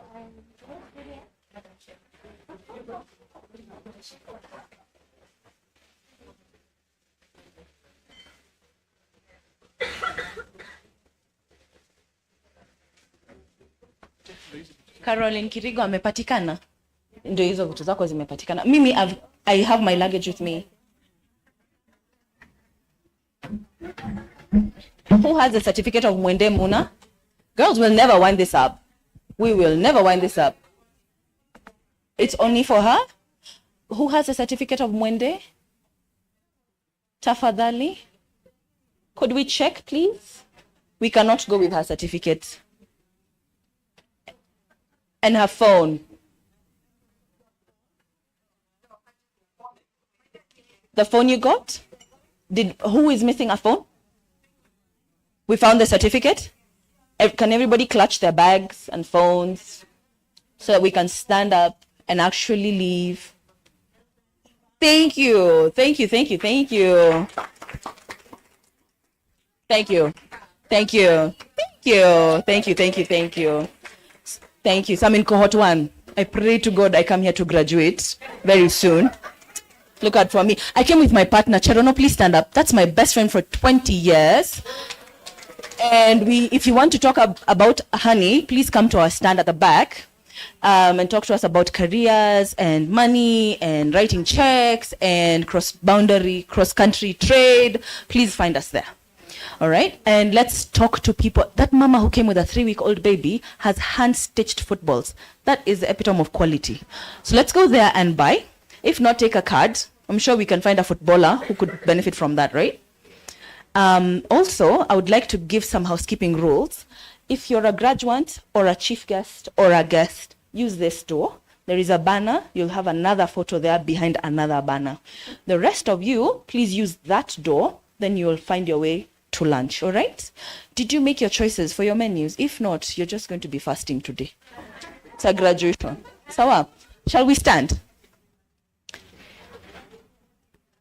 What's up? Where is Ufungamano? I almost said Ufungamano. Where is Unganisha? Where is Unganisha? Let me tell you, all English has gone to their home. I just want to go and eat. Yeah? Has it been a good day? Are you blessed that you came? Wasn't this a good investment for your time? Okay, I'm blessed to have met you. I'd like to pray. I'd like to pray for food. I'd like to pray for food, ladies. Imagine they cannot stop networking. Could we pause for a minute?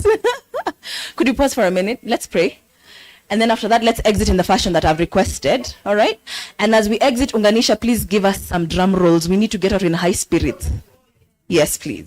Okay, let's bow our heads. Father, we are eternally grateful for this day. It's been a very exciting day. It truly has been a day where our cups were filled some more, filled even more. We come out of here feeling that we're overflowing. We're grateful for that. We pray that all our enterprises succeed, all of us prosper, that we grow more wise, that our country also prospers. We thank you for the food before us. We receive it with thanksgiving in Jesus' name. Amen. I didn't pray for everywhere. Okay, you're free to leave, and lunch is being served at 7th floor. Karibuni. Karibu sana.